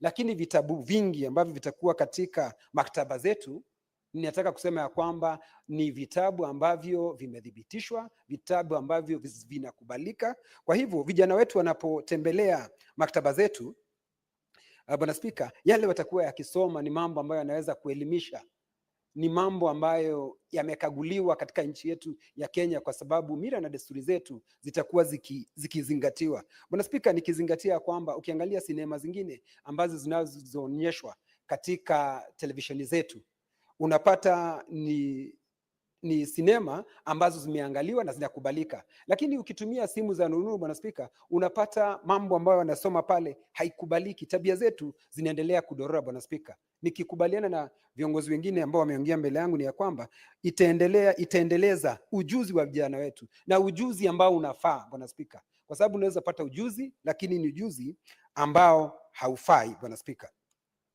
Jambo lingine Bwana Spika, nikiangalia katika mswada huu Bwana Spika, inapatia kaunti zetu nguvu kamili, hasa waziri ambaye anahusika na mambo ya masomo awe akizingatia kwamba tumepata maktaba katika sehemu zetu zote.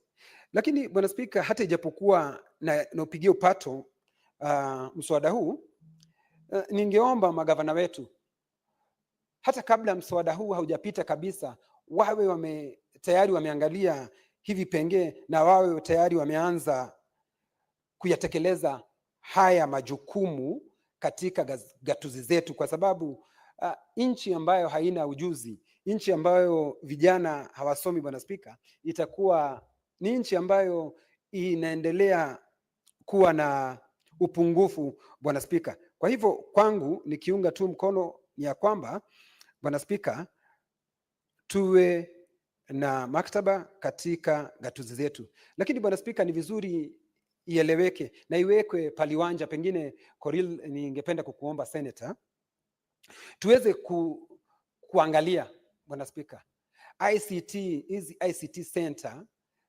zitapewa kipao kipi katika hizi maktaba zetu, Bwana Spika, kwa sababu teknolojia inaendelea kuimarika na vitu vipya vinaendelea kuchipuka, Bwana Spika. Unaweza kuandika kitabu, wakati nasoma kitabu leo, Bwana Spika, mambo mapya tayari yametokea. Kwa hivyo wakati mwingine unapata kusoma kitabu kwa Kiingereza hard copy, Bwana Spika, na yule ambaye anasoma soft copy, unapata vitu vipya, kwa sababu uzinduzi unaendelea kufanyika kila siku, na sisi tunapambana pale kwetu Laikipia. Ukienda mahali kama Rumuruti, Bwana Spika, uende mahali kunaitwa Salama, pengine pale tumeweka hii maktaba kulingana na vile Seneta Joyce Koril angelitaka, na unapata ndio vitabu vipo. Nakumbuka Bwana Spika, nikiwa katika chuo kikuu, unapata zile nyaraka ambazo yule lecturer anakuja kutufunza nazo. Alifunza watu zaidi ya miaka 18, Bwana Spika. Mambo yamebadilika, na ilali sisi tunaendelea kusoma hayo mambo. Kwa hivyo ni mpaka tujue vizuri tutapanga maktaba zetu vipi, tukishughulikia mambo ya teknolojia, kwa sababu teknolojia tayari imekuja na iko pamoja na sisi. Unapata badala ya mtu hata kusoma kitabu, Bwana Spika, unaweza kuwa umeketi, kitabu unasomewa na unaelewa inasemwa namna gani, badala ya kwenda pale katika maktaba.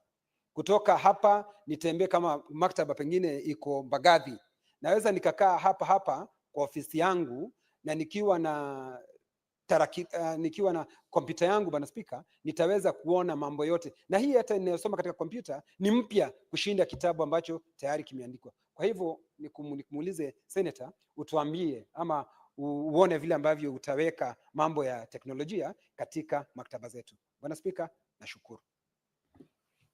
Asante sana Senator Kinyua. Sasa ndampa nafasi Senator Osotsi ili pia naye aichangie.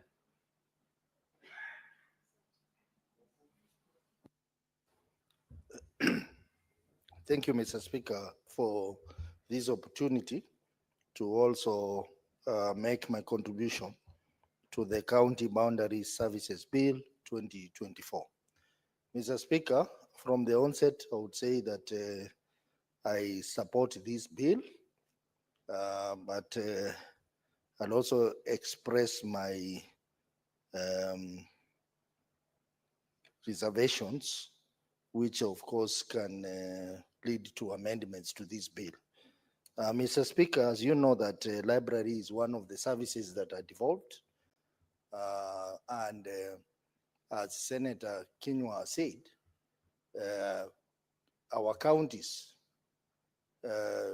should not wait for a legislation like this one to start having libraries in their counties. They need to have developed library services in their counties, all the 47 counties.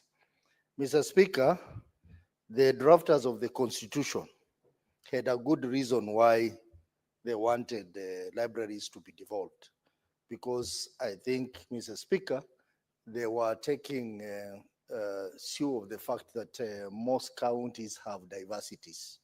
We have community diversities, we have interest in the counties, which cultural issues, which can be organized at the county level. And therefore, having this bill, which hopefully it will become an act of parliament if passed by the two houses, it is important towards achieving that agenda, Mr. Speaker. Mr. Speaker, this bill proposes to establish county county libraries in each county. It also proposes to establish the county library development committees in each county. And this will ensure that our people have access to library services. And if you look at the object of the bill, it also proposes to establish, to promote literacy in our counties, to support education, cultural, research activities in our counties, and also to ensure the preservation of cultural heritage of the counties for future generations. Mr. Speaker, this is very important, especially in this era where most of our children are forgetting the indigenous languages. They are speaking Swahili, they are speaking English, and they cannot speak mother tongue. Libraries will provide the necessary facilities for them to read the mother tongue books and understand their language, so they can be able to communicate. And thereby, Mr. Speaker, this will also help in preserving our mother tongue in our various counties. Libraries should also be a source for cultural knowledge, so that our youth can go there, learn about their culture, be educated. But I think even as we talk about libraries, we also need to have a futuristic thinking on how these libraries will continue operating. Because the traditional library was that the books were there and the people would come in, read the books there, and borrow the books and take them home. But that is changing, Mr. Speaker, because of technology and because of interest, and generally because reading should not be very punitive. Reading should be enjoyable. Reading should be fun, and reading should be accompanied by other entertainment aspects. You know, the traditional library, I remember when I was in school, we would go to a library and stay there the whole day, sit there in the cold library hall, read, and live there. There is no lunch, there is no entertainment, and go home. But the modern day, people want to read in an environment where they can enjoy the reading. They can access refreshments. They can also, youth can also listen to music, and generally having an environment that is conducive for to make reading not look punitive, but entertaining. But all the same, libraries are a key to developing a reading culture in this country. Mr. Speaker, we have a serious problem in Kenya, where we are deteriorating as a nation in terms of a reading culture. Most of our youth do not read books anymore. They don't read books anymore, Mr. Speaker. Even our adults do not read books anymore. If you ask someone, how many books have you read this month? The only reading they read is the newspaper, or going to WhatsApp, going to internet and reading things.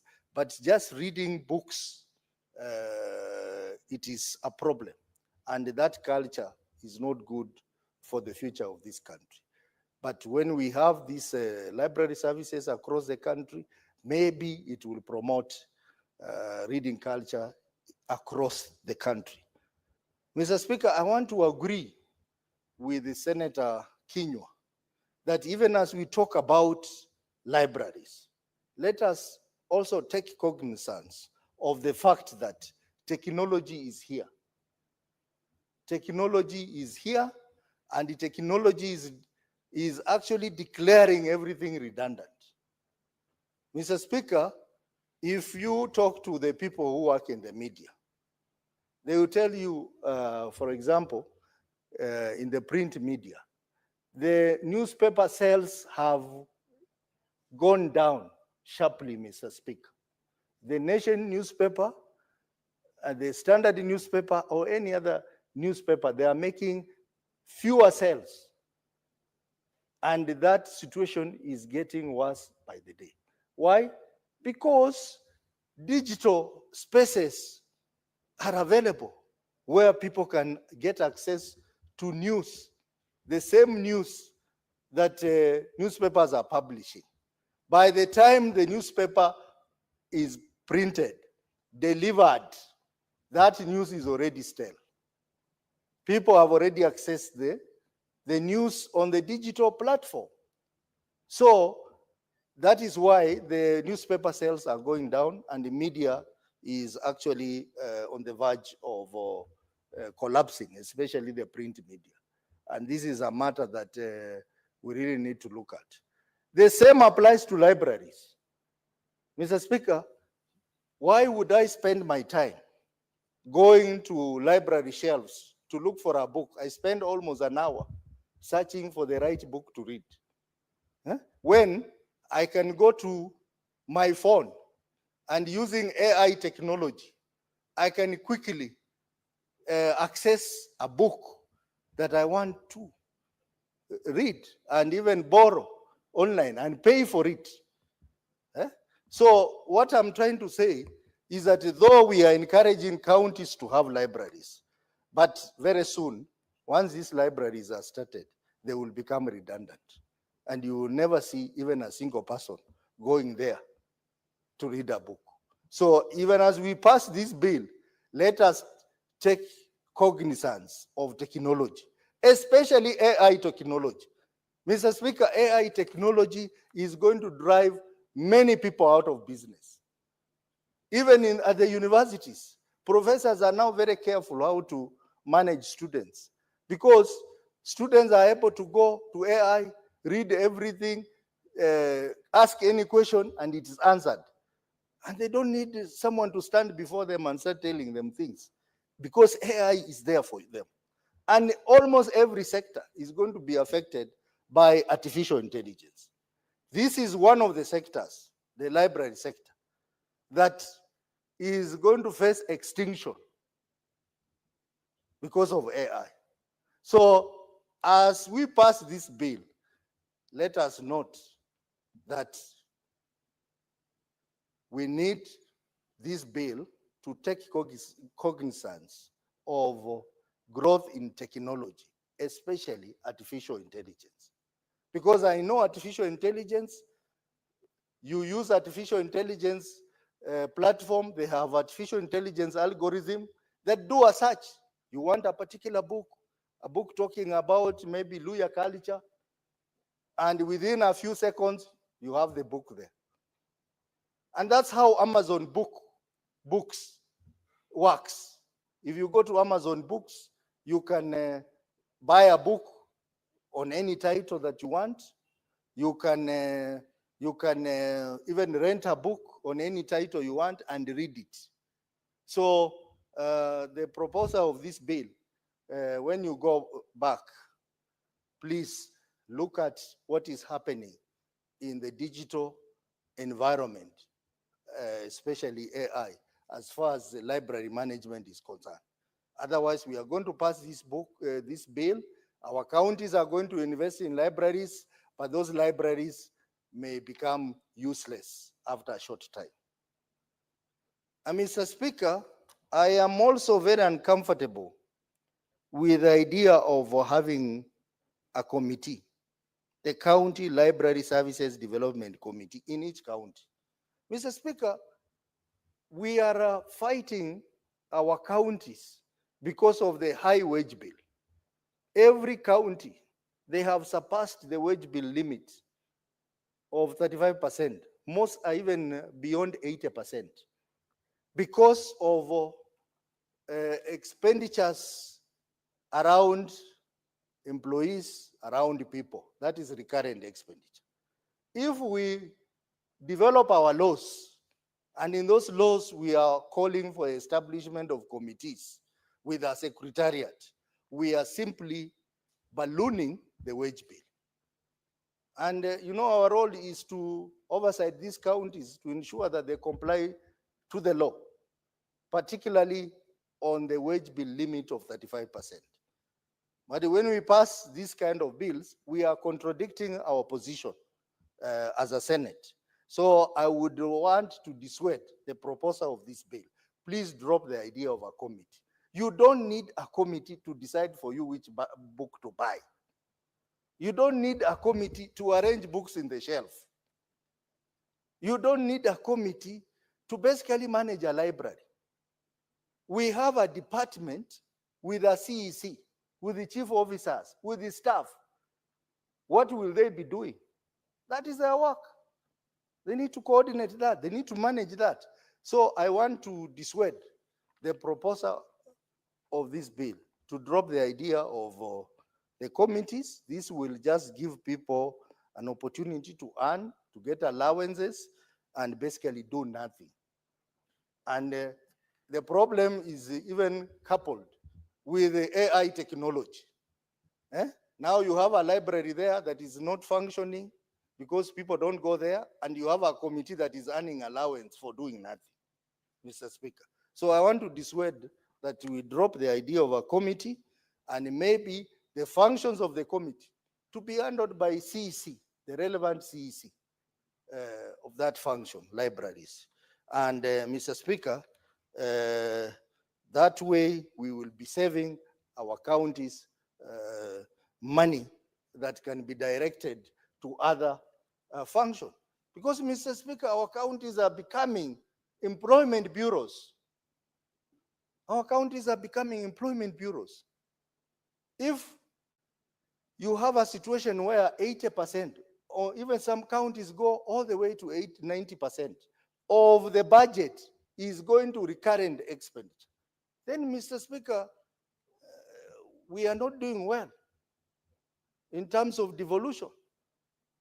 And therefore, the bills that we pass, the policies that we pass must be designed in such a way that we are not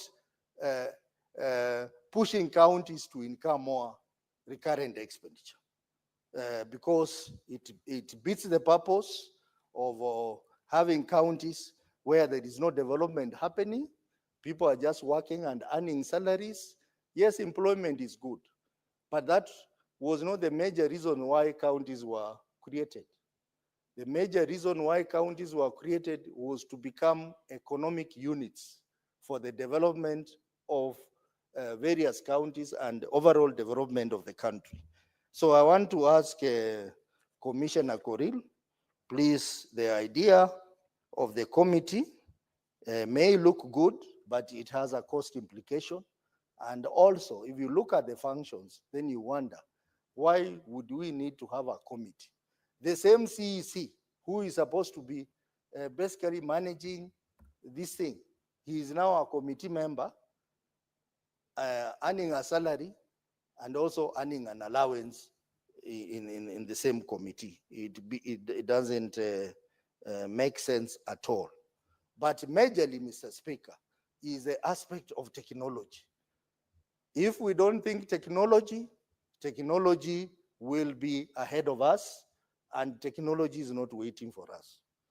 Mr. Speaker, yesterday, when I was contributing to a statement here, I said that for this country to grow in terms of technology, we will need to look at the way the ICT ministry is being run.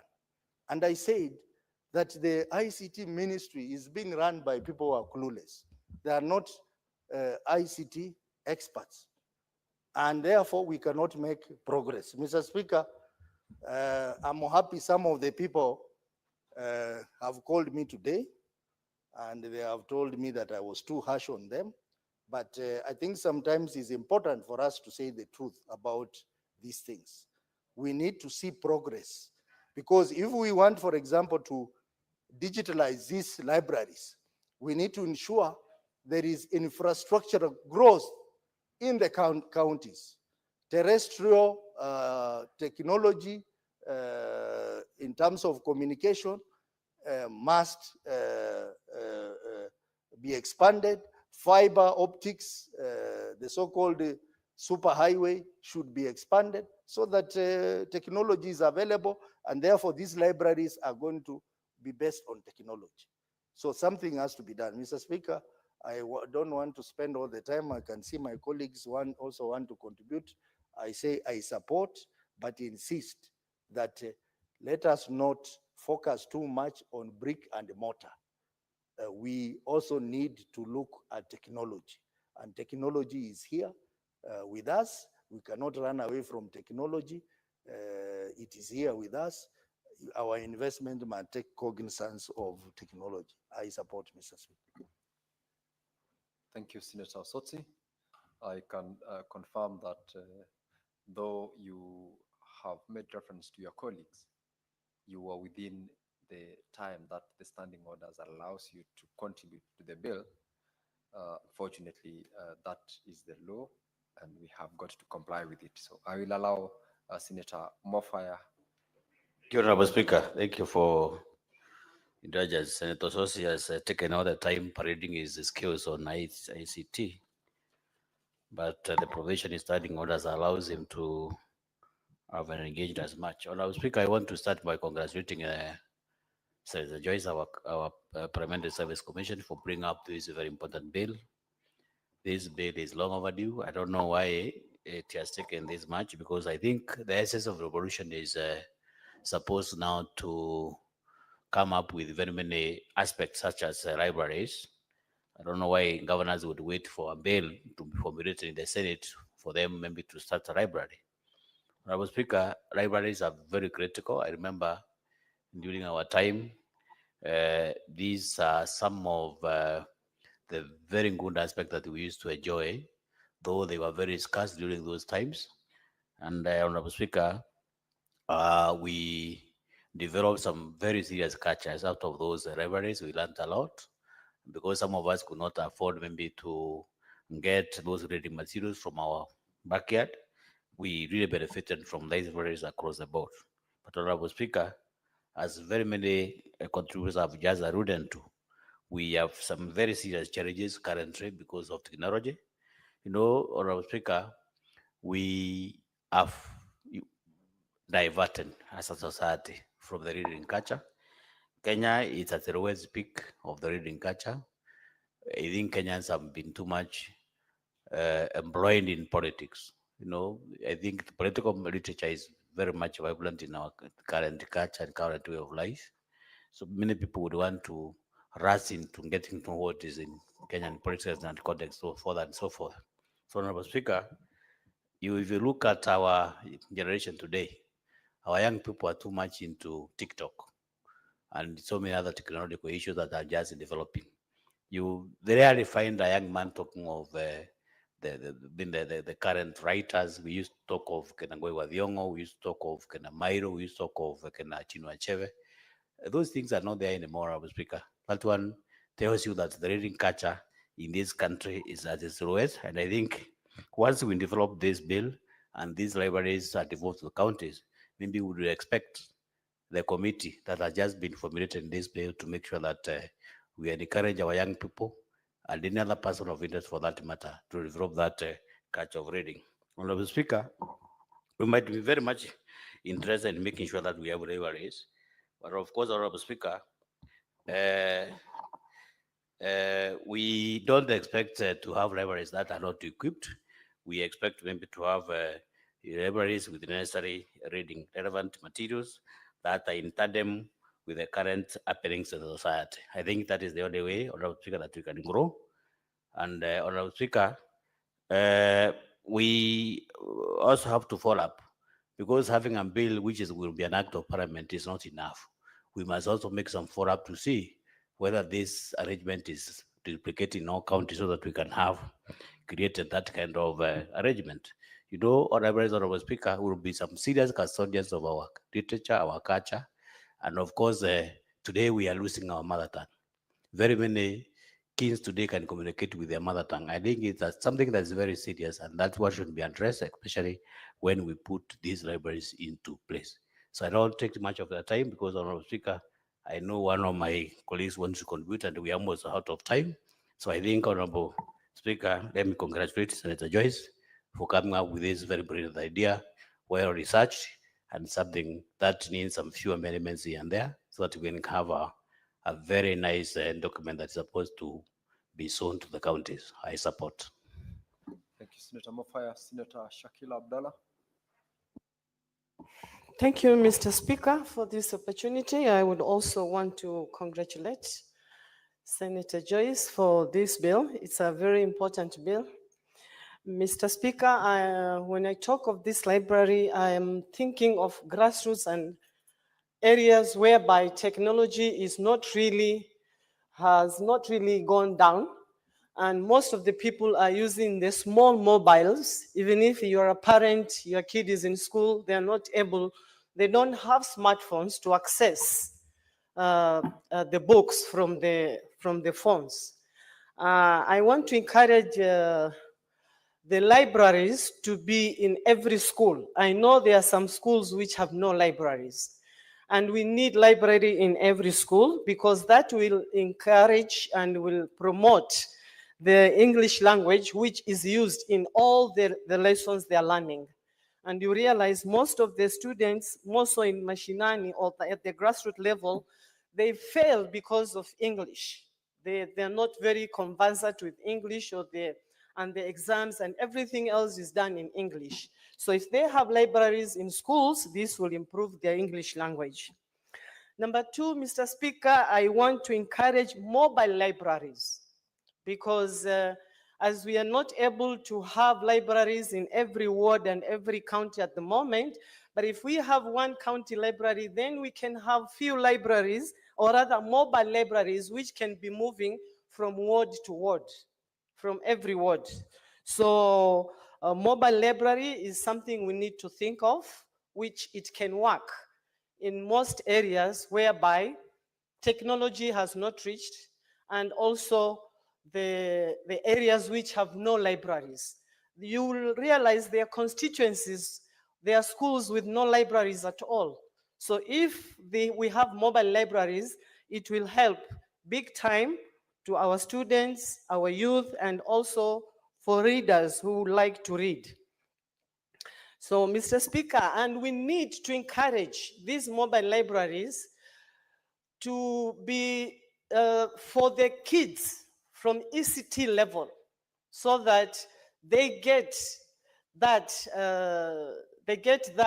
English which they require. I know in Nairobi, Mombasa, all these big towns and cities, kids are very good in English. They can speak English from the ECD level. But you realize there are other schools which are very poor. They have no libraries.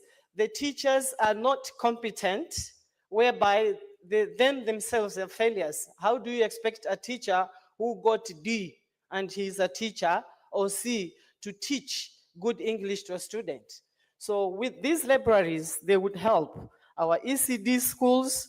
We need them. We need libraries for them. We need for primary schools and for secondary schools. We need libraries. So as we are implementing the county's libraries, we should think also of having libraries in all the schools, and more so at the grassroots level, where areas there are no smartphones, there are no electricity and nothing. We need to have mobile libraries in those areas. With those few remarks, Mr. Speaker, I support this bill, and it can go very well with few amendments, which can work very well with other areas. Thank you, Mr. Speaker.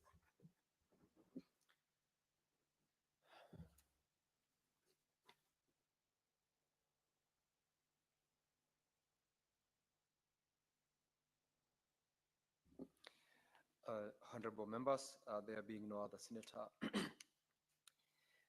interested in contributing to this bill, I'll ask Senator Joyce to reply.